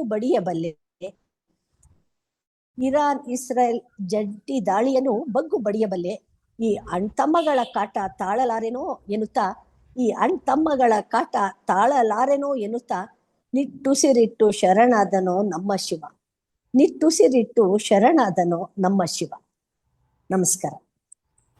ನಮಸ್ಕಾರ ಮೇಡಮ್, ಧನ್ಯವಾದಗಳು. ಮುಂದಿನ ಕವನವನ್ನ ಪ್ರಸ್ತುತಪಡಿಸ್ತಾ ಇದ್ದಾರೆ ಡಾಕ್ಟರ್ ರವೀಂದ್ರ ಕಳಕೊಂಡವರ, ಬಳ್ಳಾರಿಯಿಂದ. ಇವರು ಸ್ವಲ್ಪ ವಿಭಿನ್ನವಾದಂತಹ ಕವನ ರಚನೆಗೆ ಎಲ್ಲರಿಗೂ ಗೊತ್ತಾಗಿರುವಂತ, ಬಹಳ ಫೇಮಸ್ ಆಗಿರುವಂತವ್ರು. ಸರ್ ಇದ್ದೀರಾ ರವೀಂದ್ರ ಕಳಕೊಂಡ? ಮೇಡಮ್ ಇದ್ದೀನಿ ಮೇಡಮ್. ಓದಿ ಸರ್. ಹಾಸ್ಪಿಟಲ್ ಆಗಿದ್ದೀನ್ರಿ, ವಾರ್ಡ್ನಾಗ. ಸ್ವಲ್ಪ ಕ್ಲಿಯರ್ ಇದೆ, ಹೇಳಿ ಸರ್. ಹೇಳ್ತೀನಿ. ಇದು ಕವನದ ಶೀರ್ಷಿಕೆ ಆಕಾರಗಳು. ನನ್ನ ಕಲ್ಪನೆಯ ಕೊನರುವಿಕೆ ತನಗೆ ತಾನು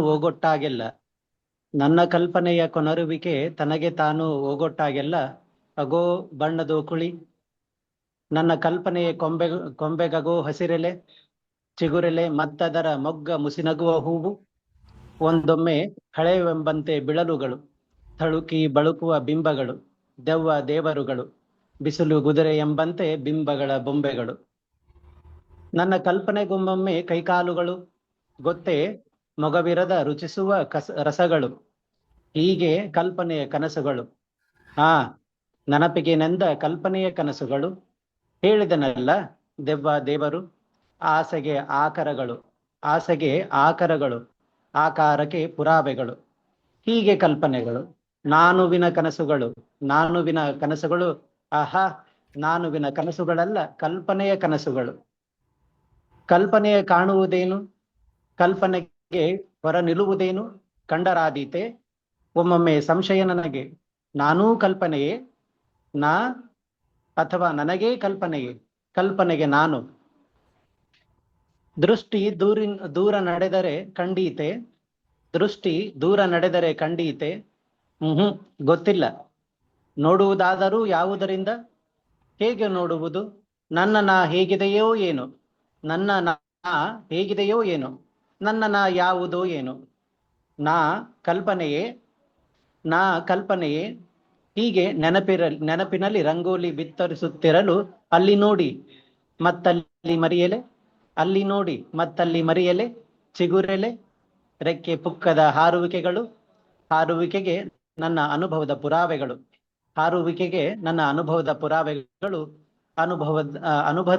ಪುರಾವೆಗಳು ರವೀಂದ್ರ.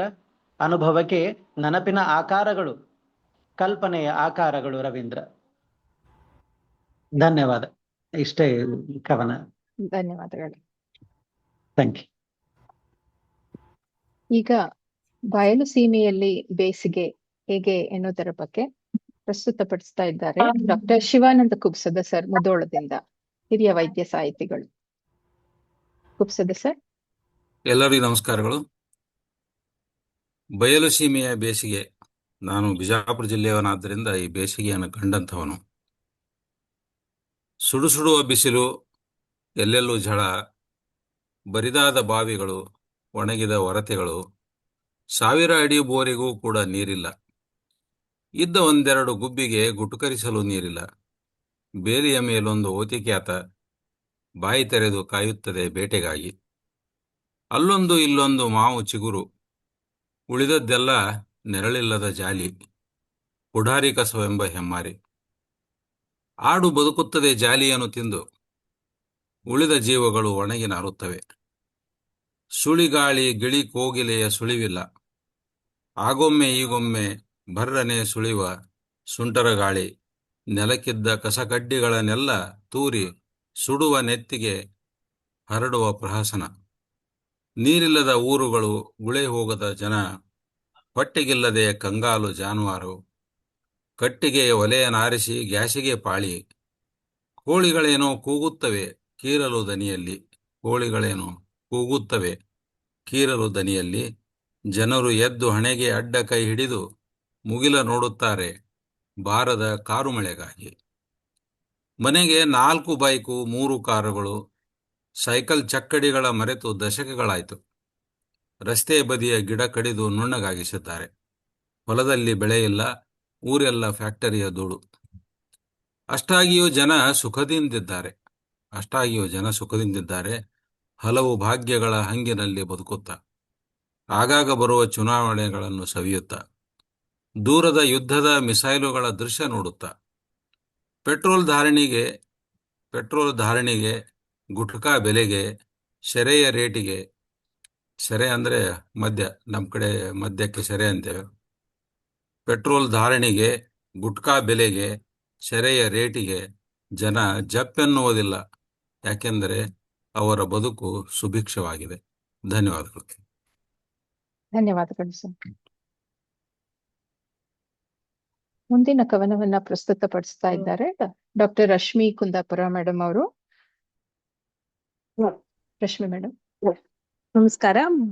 ಮಳೆಯ ಗುನುಗು, ಬಿಸಿಲ ತಾಪ, ಮಳೆ ನಂತರದ್ದು ಚಳಿ. ಮಳೆಯಲ್ಲಿ ನೆನೆದಿದ್ದಕ್ಕ ಚಳಿ, ಇಲ್ಲ ಮಳೆಯ ನೆನಪಿನಲ್ಲ ಚಳಿ. ಮಳೆ ಸದಾ ಕಾಡುತ್ತಾ ಇರುತ್ತೆ, ಬಂದಾಗಲೂ ಕಾಟ, ಇಲ್ಲದಾಗೂ ಕಾಟ. ಚಳಿಯ ಹೂರಣ ಮರಗಟ್ಟಿಸುವುದಕ್ಕಷ್ಟೆ, ಮರಗಟ್ಟಿ ನಿಂತ ಕನಸಲ್ಲಿ ಚಲನ. ಮಳೆಯ ಗಾಳಿಯಲ್ಲಿ ಮಾತ್ರ, ಮರಗಟ್ಟಿ ನಿಂತ ಕನಸಲ್ಲಿ ಚಲನ, ಮಳೆಯ ಗಾಳಿಯಲ್ಲಿ ಮಾತ್ರ. ಕಂಡದ್ದು ಕನಸು, ಕಾಣದ್ದು ಮೋಡ, ಕಲಸಿ ಒಂದಾಗಿ ಮತ್ತೇನೋ. ಕಂಡದ್ದು ಕನಸು, ಕಾಣದ್ದು ಮೋಡ, ಕಲಸಿ ಒಂದಾಗಿ ಮತ್ತೇನೋ. ಆಗ ಸುರಿಯುವುದು ಮಳೆಯಲ್ಲಿ. ಚಳಿಯಲ್ಲಿ ಬಣ್ಣಗಳು ಗಟ್ಟಿಗೊಳ್ಳುತ್ತವೆ. ಕಂಡದ್ದು ಢಾಳಾಗಿ ಇನ್ನೂ ಹೆಚ್ಚು ಕಾಡುತ್ತೆ. ಮಳೆ ನೀರಿನ ಧಾರಕ್ಕೆ ಚಳಿಯ ಹೊದಿಕೆ, ಮಳೆ ನೀರಿನ ಧಾರಕ್ಕೆ ಚಳಿಯ ಹೊದಿಕೆ. ಮನಸ್ಸಿನಲ್ಲಿ ಮತ್ತದೇ ಓಟದ ಕನಿವರಿಕೆ. ಮಳೆ ಚಳಿಯ ನಡುವೆ ಕಾಡುವುದು ನೆನಪು, ಮಳೆ ಚಳಿಯ ನಡುವೆ ಕಾಡುವುದು ನೆನಪು. ಸೆಕೆಗಿರುವುದು ಅವತ್ತಿನ ಆಗಿನ ಬಿಸಿ, ಸೆಕೆಗಿರುವುದು ಅವತ್ತಿನ ಆಗಿನ ಬಿಸಿ. ಮಳೆಯ ಮುಳುಕಾಟದಲ್ಲಿ ಹುಟ್ಟುವುದು ಹೊಸ ಕೂಸು, ಹೊಸ ಕುಲಾವಿ. ಭೂಮಿಯ ಬೆಳೆ ಬಂದಂತೆ ಮನಸ್ಸಿಗೂ ಹೊಸ ಬರ. ಮಳೆಯ ಗುನುಗು ನನಗೆ ಮಾತ್ರ, ಅವನು ಮಾತ್ರ ಬಿಸಿಲಿನ ಕಾವು. ಮಳೆಯ ಗುನುಗು ನನಗೆ ಮಾತ್ರ, ಅವನು ಮಾತ್ರ ಬಿಸಿಲಿನ ಕಾವು.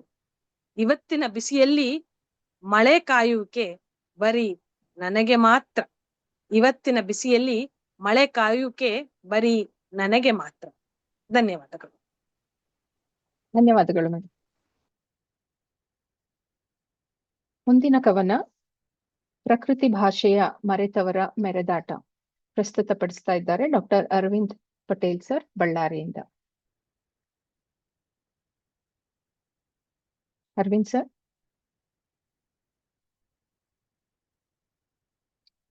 ಅರವಿಂದ್ ಪಟೇಲ್ ಸರ್.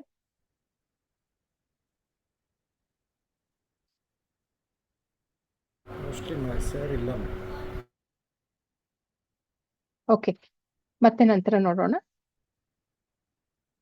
ಈಗ ಮುಂದಿನ ಕವನ ಜಾತ್ರೆಯಲ್ಲಿನ ಆಗಂತುಕ. ಪ್ರಸ್ತುತಪಡಿಸ್ತಾ ಇದ್ದಾರೆ ಡಾಕ್ಟರ್ ಶಾಂತಲಾ ಮೇಡಮ್ ಅವರು, ಬೆಂಗಳೂರಿಂದ. ಶಾಂತಲಾ ಮೇಡಮ್.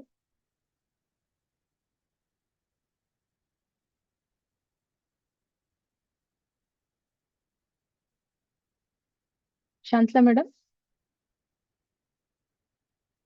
ಓ, ಮ್ಯೂಟ್ ಆಗಿತ್ತು, ಸಾರಿ. ಓಕೆ. ಜಾತ್ರೆಯಲ್ಲಿನ ಆಗಂತುಕ.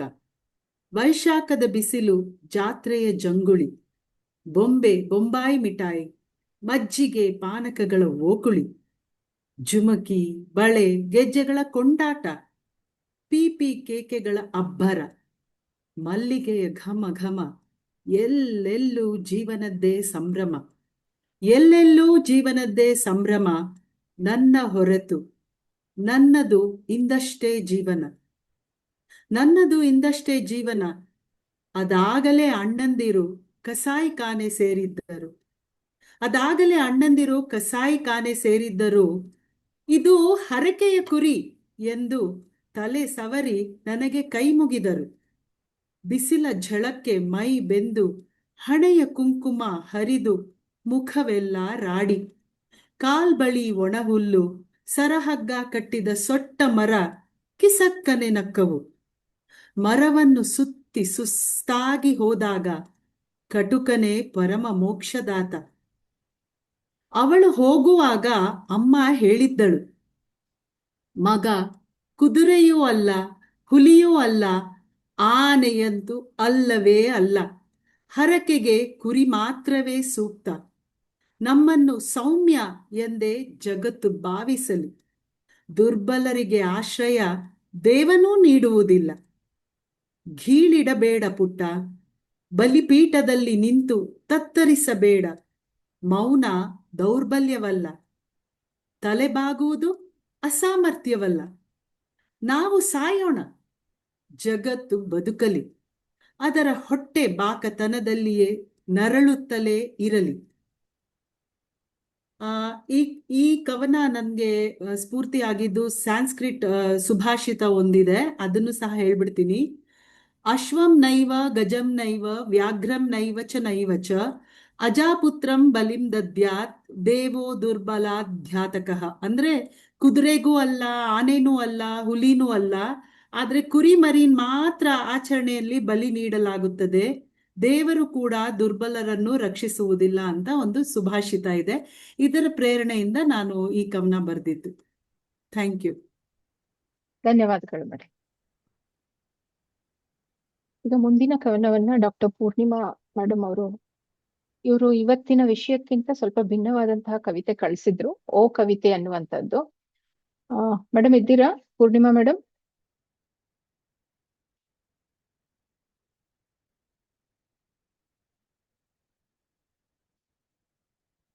ಇಲ್ಲವಾ ಅಂತ?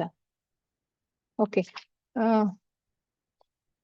ಅರವಿಂದ್ ಪಾಟೀಲ್ ಸರ್ ಇದ್ದೀರಾ? ಓಕೆ. ಎಲ್ಲರದು ಆಯ್ತು. ಈಗ ಕೊನೆಯ ಕವನಕ್ಕೆ ನನ್ನದೇ ವೀಣಾ ಭಟ್ ಮೇಡಮ್ ಬಂದ್ರ? ವೀಣಾ ಮೇಡಮ್, ಭದ್ರಾವತಿಯಿಂದ ವೀಣಾ ಭಟ್ ಮೇಡಮ್ ಇದ್ದೀರಾ?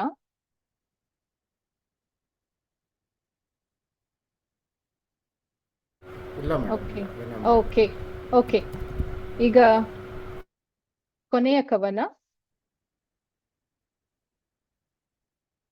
ನನ್ನದೇ ಸುಪ್ತ ಸಿಂಚನ, ಡಾಕ್ಟರ್ ಉಷಾ ಎಂ.ಜಿ. ದಾವಣಗೆರೆಯಿಂದ.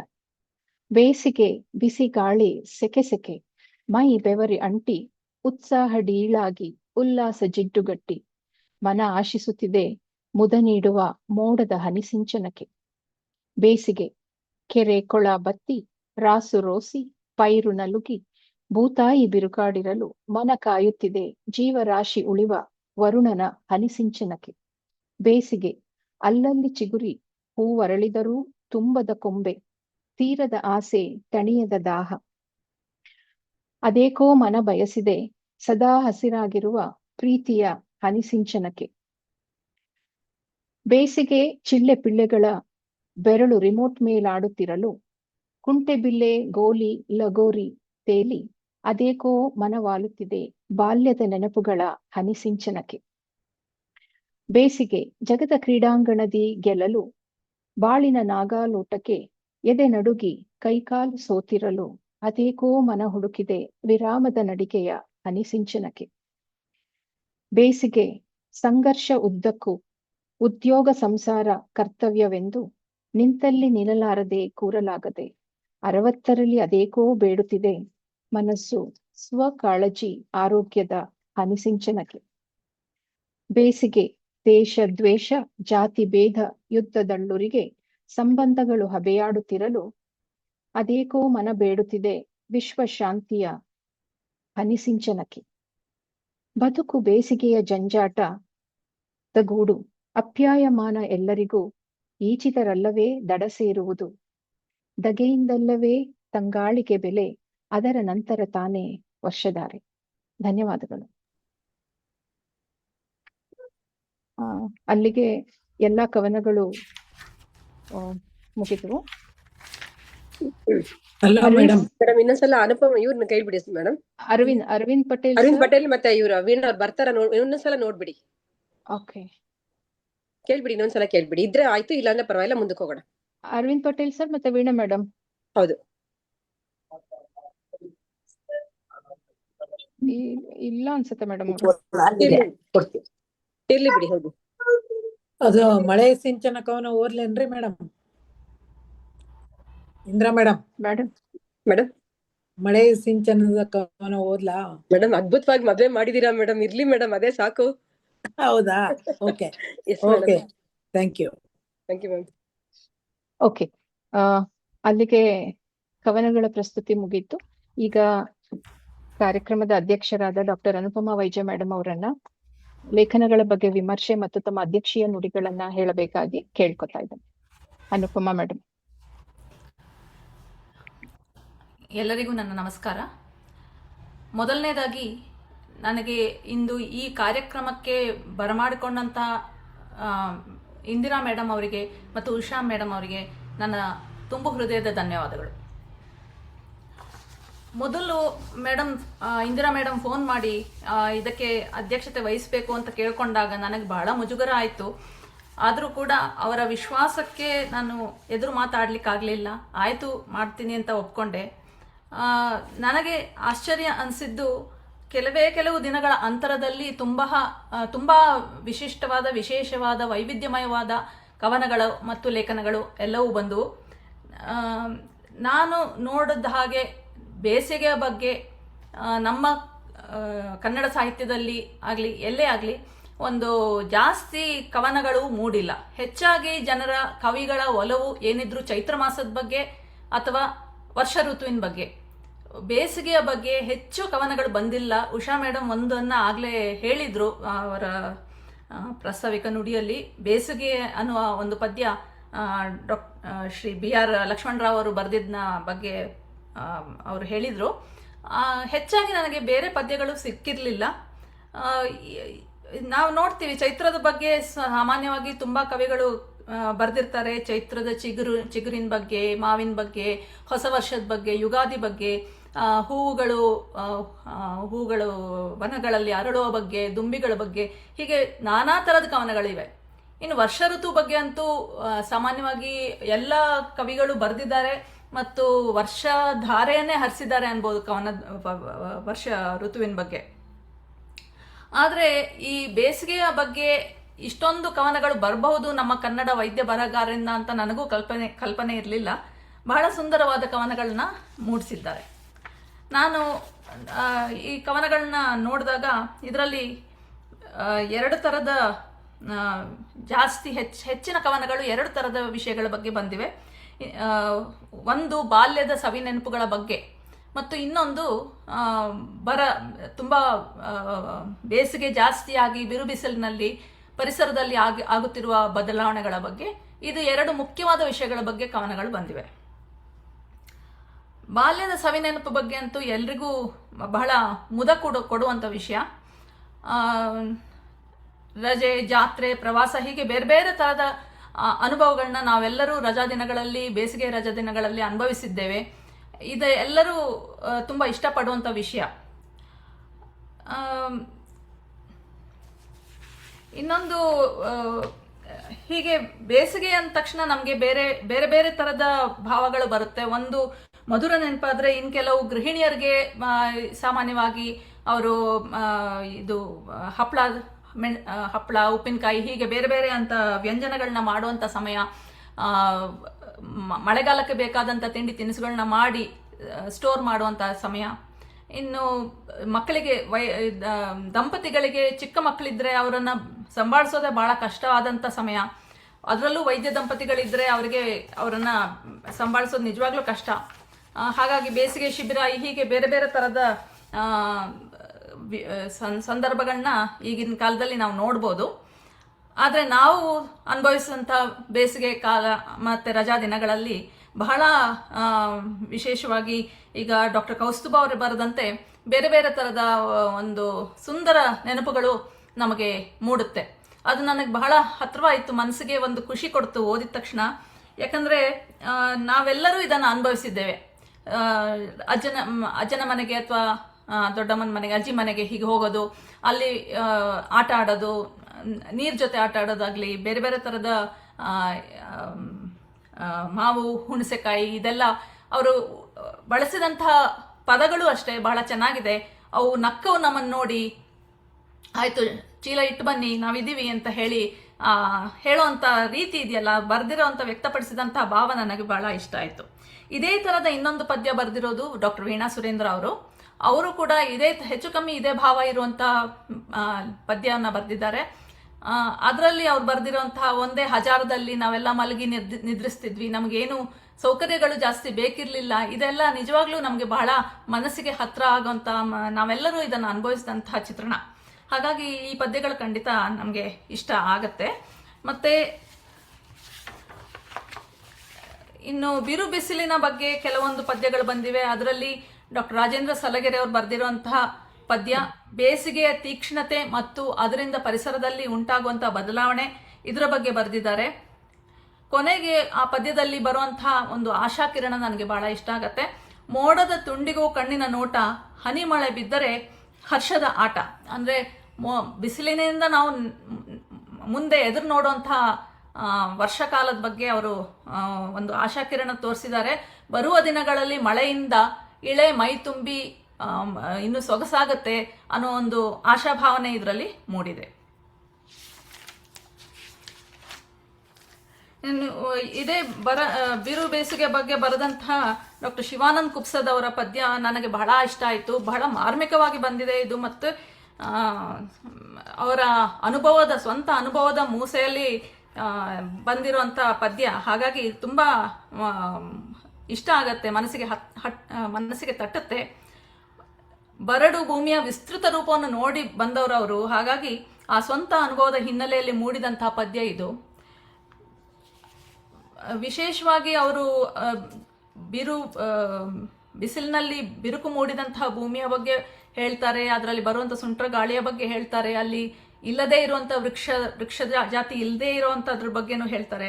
ಹಾಗೆ ಕೊನೆಗೆ ಅವರು ಅದರ ಜನರ ಅಭಿವೃದ್ಧಿಯ ಬಗ್ಗೆ, ನಾವೇನು ಅಭಿವೃದ್ಧಿ ಅಂತ ಅನ್ಕೊಂಡಿದ್ದೀವಿ ಇನ್ವರ್ಟೆಡ್ ಕಾಮರ್ಸ್, ಅದನ್ನ ಬಗ್ಗೆ ಹೇಳ್ತಾರೆ. ಅಲ್ಲಿಯ ವಿಪರ್ಯಾಸನ ವಿಡಂಬನಾತ್ಮಕವಾಗಿ ಬರೆದಿದ್ದಾರೆ. 4 ಬೈಕು 3 ಕಾರು ಇರುವಂಥ ಜನರು, ಅಂದ್ರೆ ಇವಾಗಿನ ಕಾಲದಲ್ಲಿ ಜನ ಹೇಗೆ ಬದಲಾವಣೆ ಆಗಿದ್ದಾರೆ ಅಂದ್ರೆ, ಮುಂಚಿನ ಕಾಲದ ತರ ಸೈಕಲ್ ಚಕ್ಕಡಿ ಎಲ್ಲ ಮರೆತು ಬೈಕು ಕಾರುಗಳಲ್ಲಿ ಓಡಾಡ್ತಾರೆ, ಮಾಡಿದ್ದಾರೆ, ಗಿಡ ಕಡಿದು ರಸ್ತೆ ಮಾಡಿದ್ದಾರೆ.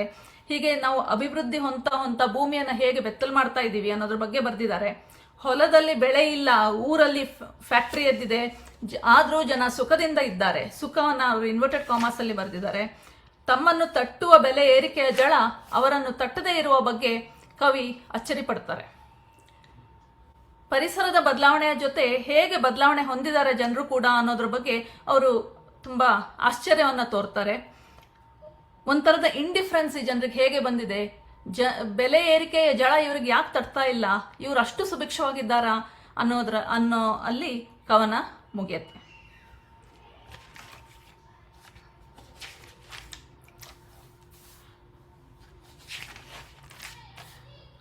ಮೂರನೇದಾಗಿ ಚೈನೀಸ್ ಕಣ್ಣು ಲೇಖನ ಡಾಕ್ಟರ್ ಸುಧಾ ಅವರು ಬರೆದಿದ್ದು ಹಾಸನದಿಂದ. ಇದರಲ್ಲಿ ಅಜ್ಜಿ ಮೊಮ್ಮಗಳ ಸಂವಾದ, ಹೇಗೆ ಅವರಿಗೆ ಡೆಂಗ್ಯೂ ಬಂದಾಗ ಚುರುಕಿನ ಮೊಮ್ಮಗಳಿಂದ ಯಾವ ಥರ ಪ್ರಶ್ನೆ ಬಂತು, ಅದು ಅವರಿಗೆ ಹೇಗೆ ಒಂಥರ ಚೈತನ್ಯವನ್ನು ತಂತು ಅನ್ನೋದ್ರ ಬಗ್ಗೆ ಬರೆದಿದ್ದಾರೆ. ಪ್ರಾಯಶಃ ಅದನ್ನು ನಾವು ಅರ್ಥೈಸ್ಕೊಳ್ಬೇಕಾದ ಈ ವೈಶಾಖದ ಬಗ್ಗೆ ಅವರು ಇರುವಂಥ ಒಂದು ಕಾರ್ಯಕ್ರಮದಲ್ಲಿ ಅದು ಬಂದಿದೆ ಅಂದರೆ ಪ್ರಾಯಶಃ ನಾವು ಅದನ್ನು ಹೀಗೆ ಅರ್ಥೈಸ್ಕೊಳ್ಬೇಕು, ಅವರ ಮನಸ್ಸಿಗೆ ಹನಿಸಿಂಚನ ತಂದಂಥ ಮೊಮ್ಮಗಳ ಪ್ರಶ್ನೆ ಅಂತ ಹೇಳಿ. ಅದೇ ತರಹ ಅಜ್ಜಿ ಮೊಮ್ಮಕ್ಕಳ ಕಥೆಯಾದ ಡಾಕ್ಟರ್ ಉಷಾ ರಮೇಶ್ ಅವರು ಶಿವಮೊಗ್ಗದಿಂದ. ಅವರು ಬರೆದಿರೋದು ಮೊಮ್ಮಕ್ಕಳು ಹೇಗೆ ಪೂಜೆ ಮಾಡಿದಾಗ ಆ ಭಗವಂತನಿಗೆ ಕೂಡ ಕಷ್ಟ ಆಗತ್ತೆ ಅನ್ನೋ ಥರ ತುಂಬ ಹಾಸ್ಯಮಯವಾಗಿ ಬರೆದಿದ್ದಾರೆ, ತುಂಬ ಚೆನ್ನಾಗಿ ಬರೆದಿದ್ದಾರೆ. ಭಗವಂತನಿಗೂ ಬಿಸಿಲಿನ ಬೇಗೆ ತಟ್ತಾ ಇರೋ ಅಂಥ ಮಕ್ಕಳ ಆಟದ ಬಗ್ಗೆ ಅವರು ಬರೆದಿದ್ದಾರೆ. ಇನ್ನು ಶ್ರೀನಿವಾಸ್ ಹರಪನಹಳ್ಳಿ ಅವರು ಬರೆದಿರುವಂಥದ್ದು ಒಂದು ಚೆನ್ನಾಗಿದೆ ಪ್ರಯೋಗ. ಹಾಡಿ ರಂಜಿಸುವಂಥ ಪ್ರಯೋಗವನ್ನು ಅವ್ರು ಮಾಡಿದ್ದಾರೆ. ಬೇಸಿಗೆ ಉರಿ ತಾಳದೆ ಜನರು ಏನೇನೆಲ್ಲ ಮಾಡ್ತಾರೆ, ಅದರ ಪರಿಹಾರಕ್ಕೆ ಪ್ರಯತ್ನ ಪಡ್ತಾರೆ. ಅದರ ಮೂಲಕವೇ ಅವರು ಶ್ರೀನಿವಾಸ್ ಅವರು ತಮ್ಮ ಪರಿಸರ ಪ್ರೇಮವನ್ನು ವ್ಯಕ್ತಪಡಿಸ್ತಾರೆ. ಡಾಕ್ಟರ್ ವೆಂಕಟೇಶ್ ರಾವ್ ಸರ್ ಅವರು ಬಿಸಿಲಿನಲ್ಲೂ ಬಿಸಿಲಿನಲ್ಲಿ ಅಂದರೆ ಮಾರ್ಚ್ನಲ್ಲಿ ಬರ್ತಿರುವಂಥ ಮೊದಲನೆಯ ಮಳೆಯ ಬಗ್ಗೆ ಬರ್ತಿದ್ದಾರೆ. ಬಿಸಿಲಿನಲ್ಲಿ ಹೇಗೆ ಬಂದ ಮೊದಲ ಮಳೆ ತಂಪು ತಂತು, ಮೊದಲ ಮಳೆಯ ತಂಪಿನಿಂದಾಗಿ ನೆಲ ಹೇಗೆ ಖುಷಿ ಪಡ್ತು ಅನ್ನೋದ್ರ ಬಗ್ಗೆ ಬರಿತಾ ಅವರು ಕೇಳಿದ ಒಂದು ಪ್ರಶ್ನೆ ನನಗೆ ನಿಜವಾಗ್ಲೂ ಖುಷಿ ಆಯಿತು. ಅಂದರೆ ನಮ್ಮಲ್ಲಿ ಮಳೆ ಬಂತೋ ನಿಮ್ಮಲ್ಲಿ ಎಂತೋ ಕೌತುಕ ಕುತೂಹಲ. ಅಂದರೆ ಇದು ಸಾಮಾನ್ಯವಾಗಿ ನಮ್ಮೆಲ್ಲರ ಮಧ್ಯೆ ಆಗುವಂಥ ಒಂದು ಸನ್ನಿವೇಶ ಅಥವಾ ಒಂದು ಸಂಭಾಷಣೆ. ನಮ್ಮಲ್ಲಿ ಬಂತು ನಿಮ್ಮಲ್ಲಿ ಬಂತಾ ಈ ಥರದ ಪ್ರಶ್ನೆಗಳನ್ನ ನಾವು ಕೇಳ್ತಾ ಇರ್ತೀವಿ. ಮತ್ತು ಈಗ ಬರ್ತಾ ಇರುವಂತಹ ಮಳೆ ಈ ಸಡನ್ ಆಗಿ ನಮ್ಮ ಮಾರ್ಚ್ನಲ್ಲಿ ಅಕಾಲಿಕವಾಗಿ ಮಳೆ ಬರ್ತಾ ಇರೋದು ಒಂದು ಥರದ ಪರಿಸರ ವಿಕ್ಷಿಪ್ತವಾಗ್ತಿರುವಂಥ ಒಂದು ಸೂಚನೆ. ಅವರು ಹಾಗಾಗಿ ನಮಗೆ ಈಗ ಮಳೆ ಬಂತೋ ಮತ್ತೆ ಮುಂದೇನೋ ಸೋಜಿಗದ ಸಂಭ್ರಾಂತಿ, ಹೀಗೆ ಅಕಾಲಿಕವಾಗಿ ಬಂದ ಮಳೆಯಿಂದ ಅತಿವೃಷ್ಟಿಯ ಬಗ್ಗೆ ಕವಿ ಒಂದು ಥರದ ಅಚ್ಚರಿಯನ್ನು ವ್ಯಕ್ತಪಡಿಸ್ತಾರೆ. ಮತ್ತು ಹೇಗೇನೋ ಮುಂದೆ ಅನ್ನೋದ್ರ ಬಗ್ಗೆ ಒಂದು ಕಳಕಳಿಯನ್ನು ವ್ಯಕ್ತಪಡಿಸಿದ್ದಾರೆ. ಡಾಕ್ಟರ್ ನಿವೇದಿತಾ ಅವರು ಬರೆದಿರುವಂತಹ ದಾಂಪತ್ಯ ವೀಣೆ ನನಗೆ ಬಹಳ ಇಷ್ಟ ಆಗಿದ್ದಂದ್ರೆ ಆ 4 ತಂತಿಯ ಕಲ್ಪನೆ. ಅಂದರೆ 4 ತಂತಿಯ ವೀಣೆಯ ಜೊತೆ ಅವರು ಧರ್ಮ ಅರ್ಥ ಕಾಮ ಮೋಕ್ಷ ಇದರ ಬಗ್ಗೆ ಇದನ್ನ ಕಲ್ಪನೆ ಬಹಳ ಚೆನ್ನಾಗಿದೆ. ಸಂಸಾರದಲ್ಲಿ ಸನ್ಯಾಸ ಅಥವಾ ಸಂಸಾರದಲ್ಲಿ ಬರುವಂಥ ಒಂದು ಇದನ್ನ ಗುಹೆಯಲ್ಲಿ ಕಂಡ್ಕೊಳ್ಳೋಕ್ಕಾಗಲ್ಲ, ನಾವು ಇಲ್ಲಿ ಈಸಬೇಕು ಇದ್ದು ಜಯಿಸಬೇಕು ಅನ್ನುವಂಥ ಒಂದು ತಿರುಳನ್ನ ಈ ಪದ್ಯ ಹೊಂದಿದೆ.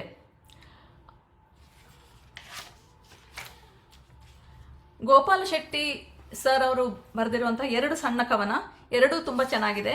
ಒಂದು, ನಮ್ಮ ಮಕ್ಕಳು ಬಹಳ ಮೊಬೈಲ್ ಲ್ಯಾಪ್ಟಾಪ್ ಬಳಕೆ ಮಾಡ್ತಾ ಇರೋದ್ರಿಂದ ನಮ್ಮ ಮಧ್ಯೆ ಹೇಗೆ ಅಂದರೆ ಅವರಿಗೆ ಹೇಗೆ ನಾವು ಬೇಗ ಎಬ್ಸೋಕ್ಕಾಗಲ್ಲ ಅನ್ನೋದ್ರ ಬಗ್ಗೆ ಒಂದು ಸಣ್ಣ ಪರಿತಾಪ ಇದೆ ಅವ್ರಿಗೆ. ಮತ್ತು ಇನ್ನೊಂದು ಪದ್ಯದಲ್ಲಿ ನಮ್ಮ ಪಾಡು ಹೇಗೆ ಇದ್ರು ಭೂಮಿ, ಈಗ ನಾವು ಸೆಕೆ ಆದರೆ ಹೇಗೆ ನಾವು ಕೂಲ್ ಮಾಡ್ಕೋಬೋದು, ಅಂದರೆ ತಂಪನ್ನು ತಂದ್ಕೋಬೋದು. ಪಾಪ ಭೂಮಿಗೆ ಅಷ್ಟು ಕೂಡ ಸಾಧ್ಯತೆ ಇಲ್ಲ.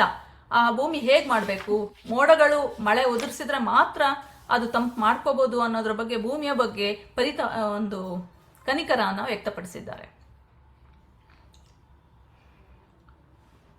ಅದೆರಡೂ ಸೊಗಸಾಗಿ ಬಂದಿದೆ. ಸಣ್ಣ ಪದ್ಯಗಳಾದರೂ ಚೆನ್ನಾಗಿ ಬಂದಿದೆ.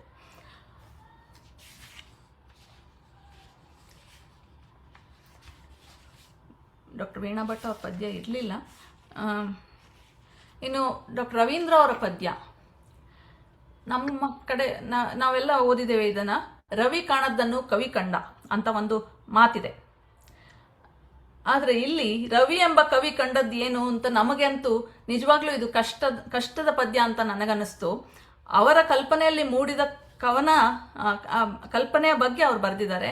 ಅವರ ಕಲ್ಪನೆಯಲ್ಲಿ ಅವರು ತಮ್ಮನ್ನು ತಾವು ಕೂಡ ನಾನು ನಿಜವಾಗ್ಲೂ ಕಲ್ಪನೆನ ಅಥವಾ ನಿಜವಾಗ್ಲೂ ಇದೀನಾ ಅನ್ನೋದ್ರ ಬಗ್ಗೆನೂ ಕೂಡ ಬರೆದಿದ್ದಾರೆ. ಮೊದಲನೇ ಚರಣದಲ್ಲಿ ನಾನು ಅನ್ಕೊಂಡೆ ಇದು ಬೇಸಿಗೆಯಲ್ಲಿ ಬರುವ ಹೋಳಿ ಯುಗಾದಿಗಳ ಬಗ್ಗೆ ಬರೆದಿದ್ದಾರೇನೋ ಅಂತ. ಆದರೆ ಮುಂದೆ ಹೋಗ್ತಾ ಅವರು ಅಸ್ಪಷ್ಟ ಕಲ್ಪನೆಯೊಂದರ ಬೆನ್ನ ಹತ್ತಿ ತಮ್ಮನ್ನು ತಾವೇ ಕಲ್ಪನೆಯೇನೋ ಎಂದು ಮನದೊಳಗಿನ ಭ್ರಮೆಯನ್ನ ಬಿಚ್ಚಿಡ್ತಾರೆ. ಒಂದು ಥರದ ಕಾವ್ಯಾತ್ಮಕ ಪ್ರಯೋಗವಾಗಿ ಇದು ಸುಂದರವಾಗಿ ಬರೆದಿರುವಂಥ ಪದ್ಯ ಅಂತ ನನಗನ್ನಿಸ್ತು. ಸ್ವಲ್ಪ ಮಟ್ಟಿಗೆ ಎಲ್ರಿಗೂ ಕ್ಲಿಷ್ಟ ಆಗಿರಬಹುದು ಇದು ಅಂತ ನಾನು ಅನ್ಕೊಳ್ತೀನಿ.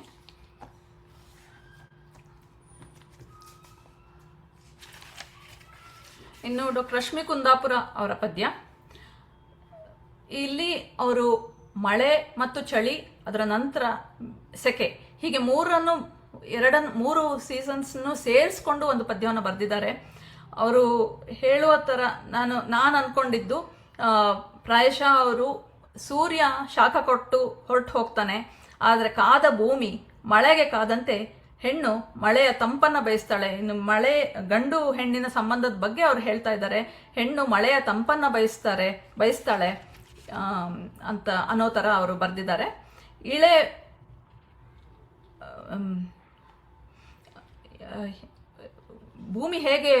ಭೂಮಿಯಲ್ಲಿ ಹೇಗೆ ಫಲ ಬರುತ್ತೆ, ಬೆಳೆ ಬರುತ್ತೆ, ಮಳೆ ಬೇಸಿಗೆಯಿಂದಾಗಿ ನಂತರ ಮಳೆ ಬಂದು ಭೂಮಿ ಹೇಗೆ ಬೆಳೆಯುತ್ತೆ, ಅದೇ ತರಹ ಇವರು ಬರೆದಿರೋ ಕಲ್ಪನೆಯಲ್ಲಿ ಕೂಡ ಬರುತ್ತೆ. ಡಾಕ್ಟರ್ ಸುಲೋಚನಾ ಚಿನ್ನಿವಾಲರ್ ಅವರು ಮದುವೆ ಬಗ್ಗೆ ಬರೆದಿದ್ದಾರೆ. ಮದುವೆಯ ರೂಪರೇಷೆ ಇತ್ತೀಚೆಗೆ ಬದಲಾದದ್ರ ಬಗ್ಗೆ ಅವರ ವಿಷಾದ ನಮಗೆ ಚೆನ್ನಾಗಿ ಮುಟ್ಟಿತು. ಇನ್ನು ಡಾಕ್ಟರ್ ಪೂರ್ಣಿಮಾ ಅವರ ಪದ್ಯ ಜಾತ್ರೆಯಲ್ಲಿನ ಆಗಂತುಕ. ಈ ವೈಶಾಖದ ಬಗ್ಗೆ ಹನಿಸಿಂಚನ ಅಂತ ಒಂದು ಚಿತ್ರ ಮೂಡಿಸಿದಾಗ ಅದರಲ್ಲಿ ಬೇಸಿಗೆ ರಜೆ ಬಂತು, ಬಿಸಿಲಿನ ಬೇಗೆ ಬಂತು, ಹೀಗೆಲ್ಲ ವಿಷಯದ ಬಗ್ಗೆ ಬಂದಾಗ ಜಾತ್ರೆ ಅನ್ನೋದ್ರ ಬಗ್ಗೆ ಬರೆದಿದ್ದಾರೆ. ಡಾಕ್ಟರ್ ಪೂರ್ಣಿಮಾ ಅವರು ಡಾಕ್ಟರ್ ಶಾಂತಲಾ ಅವರು ಶಾಂತಲಾ ಅವರು ಜಾತ್ರೆಯ ಬಗ್ಗೆ ಬರೆದಿರುವಂತ ಪದ್ಯ. ಆದ್ರೆ ನಮ್ಮ ಅನಿಸಿಕೆಯನ್ನ ಮೀರಿ ಇದೊಂದು ವಿಶಿಷ್ಟವಾದ ವಿಷಯವನ್ನ ಒಳಗೊಂಡಿದೆ. ನಾವು ಸಾಮಾನ್ಯವಾಗಿ ಅವರು ಬರೆದಿರುವಂತ ಮೊದಲನೇ ಚರಣದಲ್ಲಿ ಏನು ಬರೆದಿದ್ದಾರೆ, ಜಾತ್ರೆಯಲ್ಲಿನ ವೈವಿಧ್ಯತೆ ಬಗ್ಗೆ, ಒಂದು ಸಂತೋಷದ ಸಂಭ್ರಮದ ಬಗ್ಗೆ, ಅದನ್ನ ಮೀರಿ ಅವರ ನಂತರ ಹರಕೆಯ ಕುರಿಯ ಮನಸ್ಸಿನ ಒಳತೋಟಿಯ ಬಗ್ಗೆ ಏನು ಬರೀತಾರೆ, ಅದು ಒಂದು ವಿಶಿಷ್ಟ ಪ್ರಯೋಗ. ಖುಷಿ ಆಯ್ತು. ನಿಜವಾಗ್ಲೂ ಬೇರೆ ತರ ಯೋಚನೆ ಮಾಡಿದ್ದಾರೆ, ಮಾರ್ಮಿಕವಾಗಿ ಬಂದಿದೆ. ಕೊನೆಯಲ್ಲಿ ಅವ್ರು ಬರೆಯುವಂಥದ್ದು, ನಾವು ಸಾಯೋಣ ಆದರೆ ಜಗತ್ತು ಬದುಕಲಿ, ಅದರ ಹೊಟ್ಟೆ ಬಾಕತನದಲ್ಲಿಯೇ ನರಳುತ್ತಿರಲಿ, ಜಗತ್ತು ಬದುಕಲಿ ಅನ್ನೋ ಒಂದು ರೀತಿ ಅತಿಯಾಗಿ ಏನನ್ನು ಮಾಡಿದ್ರು ಆ ಜಗತ್ತೇ ಸಫರ್ ಆಗೋದು ಅನ್ನೋ ತರ ಅವ್ರು ಏನು ಬರೆದಿದ್ದಾರೆ, ಅದು ಒಂದು ತರ ಚೆನ್ನಾಗಿ ಬಂದಿದೆ. ಇಲ್ಲಿ ಬದುಕಲು ಕಲಿಯಿರಿ ಅಂತ ಒಂದು ಪುಸ್ತಕದಲ್ಲಿ ಸ್ವಾಮಿ ಜಗದಾತ್ಮಾನಂದ ಅವರು ಕೂಡ ಇದ್ರ ಬಗ್ಗೆನೇ ಬರೆದಿದ್ದಾರೆ. ಹರಕೆಯ ಕುರಿಯ ಬಗ್ಗೆ. ಬಲಿಷ್ಠವಾದ ಪ್ರಾಣಿಗಳಿಗೆ ಯಾವತ್ತೂ ಕಷ್ಟವನ್ನ ಕೊಡಲ್ಲ ಜನರು. ಬಲಿಷ್ಠವಾದ ಪ್ರಾಣಿ ಅಥವಾ ಬಲಿಷ್ಠವಾದ ಜನರಿಗೆ ಜನ ಯಾವತ್ತೂ ಕಷ್ಟ ಕೊಡಲ್ಲ. ಯಾವಾಗಲೂ ಸೌಮ್ಯ ಸ್ವಭಾವದ ಜನರಿಗೆ ಕಷ್ಟ ಕೊಡೋದು ಅನ್ನೋದ್ರ ಬಗ್ಗೆ ಅವರು ಕೂಡ ಅದರಲ್ಲಿ ಹೇಳಿದ್ದಾರೆ. ಅದು ನನಗೆ ನೆನಪಿಗೆ ಬಂತು. ಇನ್ನು ಕೊನೆಯದಾಗಿ ಡಾಕ್ಟರ್ ಉಷಾ ಮೇಡಮ್ ಅವರು ಬರೆದ ಪದ್ಯ, ಇದು ತುಂಬಾ ಚೆನ್ನಾಗಿ ಬಂದಿದೆ ಮೇಡಮ್. ನನಗೆ ನಿಜವಾಗ್ಲೂ ಸಂತೋಷ ಆಯಿತು. ಅಂದ್ರೆ ಯಾವ್ಯಾವ ತರ ಯೋಚನೆ ಮಾಡ್ತಾರೆ ನಮ್ಮ ಬರಹಗಾರರು ಅನ್ನೋದ್ರ ಬಗ್ಗೆ. ಇದು ಹಲವು ತರದ ಬೇಸಿಗೆಗಳ ಬಗ್ಗೆ ಬರೆದಿದ್ದಾರೆ ಮೇಡಮ್. ಮೊದಲನೇ 3-4 ಚರಣದಲ್ಲಿ ಪರಿಸರದಲ್ಲಿ ಇರುವಂತಹ ಬೇಸಿಗೆ, ನಾವು ಅನುಭವಿಸ್ತಾ ಇರುವಂತಹ ಬೇಸಿಗೆ, ಅದರ ಬಗ್ಗೆ ಬರೆದಿದ್ದಾರೆ. ಕೊನೆ ಅಂದ್ರೆ 3ನೇ-4ನೇ ಚರಣದಿಂದ ಅವ್ರು ಬರೆದಿರುವಂಥದ್ದು ಮಕ್ಕಳ ಮನಸ್ಸಿನಲ್ಲಿ ಬರ, ಅಂದ್ರೆ ಬೇಸಿಗೆಯ ತಾಪ ಅವ್ರ ಮಕ್ಕಳಿಗೆ ಹೇಗೆ ತಟ್ಟಿದೆ ಅಂದ್ರೆ ಅವ್ರು ಬರೇ ಮೊಬೈಲ್ ನೋಡ್ತಾರೆ, ಹೆಚ್ಚಿನ ಹೊರ ಆಟಗಳನ್ನ ಆಡ್ತಾ ಇಲ್ಲ. ಈಗಿನ ಕಾಲದಲ್ಲಿ ಮಕ್ಕಳು ಯಾವ ಥರದ ಬರವನ್ನು ಅನುಭವಿಸ್ತಿದ್ದಾರೆ, ಒಂದು ಬೆಳವಣಿಗೆಯ ಬರವನ್ನು ಅನುಭವಿಸ್ತಾ ಇದ್ದಾರೆ. ಮತ್ತು ನಮಗೆ ನಮ್ಮ ಧಾವಂತದ ಬದುಕಿನಲ್ಲಿ ಹೇಗೆ ವಿರಾಮದ ಬರ ಇದೆ, ಆರೋಗ್ಯದ ಬರ ಇದೆ, ನಾವು ನಮ್ಮ ಆರೋಗ್ಯದ ಬಗ್ಗೆ ಗಮನಿಸ್ತಾ ಇಲ್ಲ. ಶಾಂತಿಯ ಬರ ಇದೆ, ವಿಶ್ವದಲ್ಲಿ ಯುದ್ಧ ಆಗಿ ಶಾಂತಿಯ ಬರ, ಹೀಗೆ ನಾನಾ ಥರದ ಬರ ಪ್ರಸಂಗಗಳನ್ನ, ಬೇಸಿಗೆಗಳನ್ನ ಅವರು ವ್ಯಕ್ತಪಡಿಸಿದ್ದಾರೆ. ಕೊನೆಯದಾಗಿ ಅವರು ಬರೆಯುವಂಥದ್ದು, ಬದುಕು ಬೇಸಿಗೆಯ ಜಂಜಾಟದ ಗೂಡು, ಧಗೆಯಿಂದಲ್ಲವೇ ತಂಗಾಳಿಗೆ ಬೆಲೆ, ಅದರ ನಂತರ ತಾನೇ ವರ್ಷಧಾರೆ. ಧಗೆಯಿಂದಲ್ಲವೇ ತಂಗಾಳಿಗೆ ಬೆಲೆ, ಅದರ ನಂತರ ತಾನೇ ವರ್ಷಧಾರೆ. ಯಾವಾಗಲೂ ತೊಂದರೆ ಜಾಸ್ತಿ ಆಗಿಯೇ ನಂತರ ನಮಗೆ ಸುಖ ಸಿಗತ್ತೆ ಅನ್ನೋದರ ಬಗ್ಗೆ ತುಂಬ ಸುಂದರವಾಗಿ ಬರೆದಿದ್ದಾರೆ. ಇಷ್ಟೆಲ್ಲ ಮಾತಾಡಿ ಕೊನೆಗೆ ನಾನು ಹೇಳುವಂತಹ ಒಂದು ವಿಷಯ ಅಂದರೆ, ಬೇಸಿಗೆ ಅಂದರೆ ಸುಮಾರು ಥರದ ಭಾವಗಳು, ನೆನಪುಗಳು ನಮಗೆ ಒಮ್ಮೆಲೆ ಮೂಡುತ್ತೆ. ಈ ಕಾರ್ಯಕ್ರಮದ ಕಾರಣದಿಂದಾಗಿ ನಾನು ಕೂಡ ನನ್ನ ಬಾಲ್ಯದ ನೆನಪುಗಳನ್ನೆಲ್ಲ ಮೆಲುಕು ಹಾಕ್ಲಿಕ್ಕೆ ಅವಕಾಶ ಆಯಿತು. ನಾವು ಹೇಗೆ ಅಜ್ಜನ ಮನೆಗೆ ಹೋಗ್ತಾ ಇದ್ವಿ, ನಾನು ಅಲ್ಲಿ ಅನುಭವಿಸಿದ ಬೇರೆ ಎಲ್ಲರೂ ಬರೆದಿರೋದ್ರ ಥರನೇ, ಆದರೆ ಅದರ ಜೊತೆಗೆ ನನ್ನ ಪುಸ್ತಕಗಳ ಬಗ್ಗೆ ಒಡನಾಟ ನನಗೆ ಬಂದಿದ್ದು ನಮ್ಮ ಬೇಸಿಗೆಯ ರಜದಲ್ಲಿ ಅಜ್ಜನ ಮನೆಗೆ ಹೋಗ್ತಾ ಇದ್ದಾಗ ಅಲ್ಲಿ ಸಾಲು ಸಾಲು ಪುಸ್ತಕಗಳು ಕಪಾಟಿನಲ್ಲಿ ಹೇಗೆ ಪೇರಿಸಿಡ್ತಾ ಇದ್ರು ಅದನ್ನೆಲ್ಲ ಓದಿ ಓದಿ ಓದಿ ಆಗಿನ ಕಾಲದಿಂದ ನನಗೆ ಪುಸ್ತಕಗಳ ಬಗ್ಗೆ ಪ್ರೇಮ ಬಂದಿದ್ದು. ಇದನ್ನ ಈ ಮಧುರ ನೆನಪನ್ನು ಮೆಲುಕು ಹಾಕ್ಲಿಕ್ಕೆ ಕೂಡ ನನಗೆ ಇದು ಅವಕಾಶ ಆಯಿತು.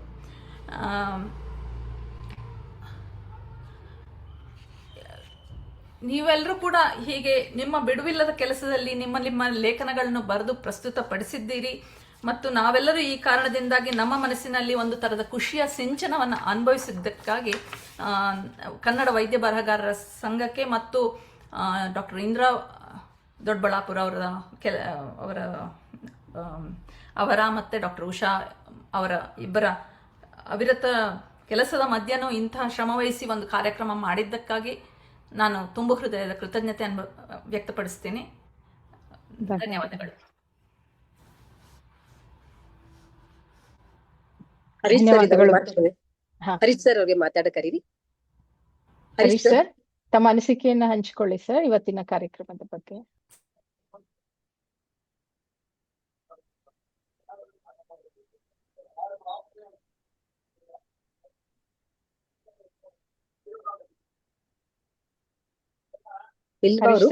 ಹರೀಶ್ ಸರ್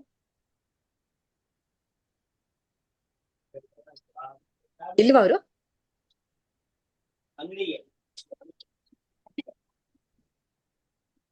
ಹರೀಶ್ ಸರ್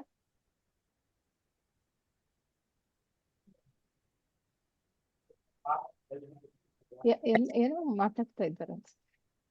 ಇಲ್ಲ, ಆಕ್ಚುಲಿ ನಾನು ಕನ್ಸ್ ಕಂಡಿದ್ದು ಅಷ್ಟೇ. ಇದು ಅಂದ್ರೆ ಬೇಸಿಗೆನಲ್ಲಿ ಈ ತರ ಒಂದು ಸಿಂಚನ ಬಂದಾಗ ಹೇಗಿರ್ಬೋದು ಅಂತ ಅದರ ಪೂರ್ಣ ಕಾರ್ಯರೂಪಕ್ಕೆ ತಂದಿದ್ದು ಉಷಾ ಅವ್ರೇನೆ. ಅದನ್ನ ಎಲ್ಲರ ಹತ್ರ ಕಲೆಕ್ಟ್ ಮಾಡಿದಿರ್ಬಹುದು, ಮತ್ತೆ ಅದನ್ನ ಅದ್ಭುತವಾಗಿ ಹೊಂದಿಸಿದಿರ್ಬೋದು. ಆ ಹೊಂದಾಣಿಕೆಯನ್ನ ಮತ್ತೆ ಪ್ರಸ್ತುತಿ ಪಡಿಸಿದಿರ್ಬೋದು. ಅದಕ್ಕೆ ಉಷಾ ಮೇಡಮ್ಗೆ ಒಂದು ಗುಡ್ ಅಂಡ್ ಗ್ರೇಟ್ ಥ್ಯಾಂಕ್ಸ್. ಇಲ್ಲಾಂದ್ರೆ ಅಲ್ಲ, ನಿಜವಾಗ್ಲೂ ನಾನು ಅದನ್ನ ಹೇಳ್ಬೇಕಾಗಿತ್ತು, ಮರ್ತೋಯ್ತು. ತುಂಬಾ ಚೆನ್ನಾಗಿ ಆ ಪವರ್ ಪಾಯಿಂಟ್ ಪ್ರೆಸೆಂಟೇಶನ್ ಅಲ್ಲಿ ಒಂದೊಂದು ಪದ್ಯಕ್ಕೂ ಸರಿ ಹೊಂದುವಂತ ಚಿತ್ರಗಳನ್ನ ಹಾಕಿ ಬಹಳ ಶ್ರಮ ವಹಿಸಿದ್ದೀರಾ. ನಿಜವಾಗ್ಲೂ ತುಂಬಾ ಚೆನ್ನಾಗಾಯ್ತು ಅದು. Thank you madam. ಇಲ್ಲ, ಉಷಾ ಮೇಡಮ್ದೆ ಪ್ರಯತ್ನ ಮತ್ತೆ ಕಷ್ಟ ಇಲ್ಲ. ಸರಿ ಮೇಡಮ್ ಸರ್ ಇಲ್ಲ ಅನ್ಕೋತೀನಿ ಮೇಡಮ್ ಅವರು. ಇರ್ಲಿ ಮೇಡಮ್. ಹರೀಶ್ ಸರ್ ಬಂದಿದ್ರೆ ಒಂದೆರಡು ಮಾತುಗಳನ್ನ ಆಡಿ ಸರ್. ಮತ್ತೆ ಯಾರಾದ್ರೂ ಏನಾದ್ರೂ ಹೇಳ್ಬೋದಾ ಒಪಿನಿಯನ್ಸ್ ಇದ್ರೆ?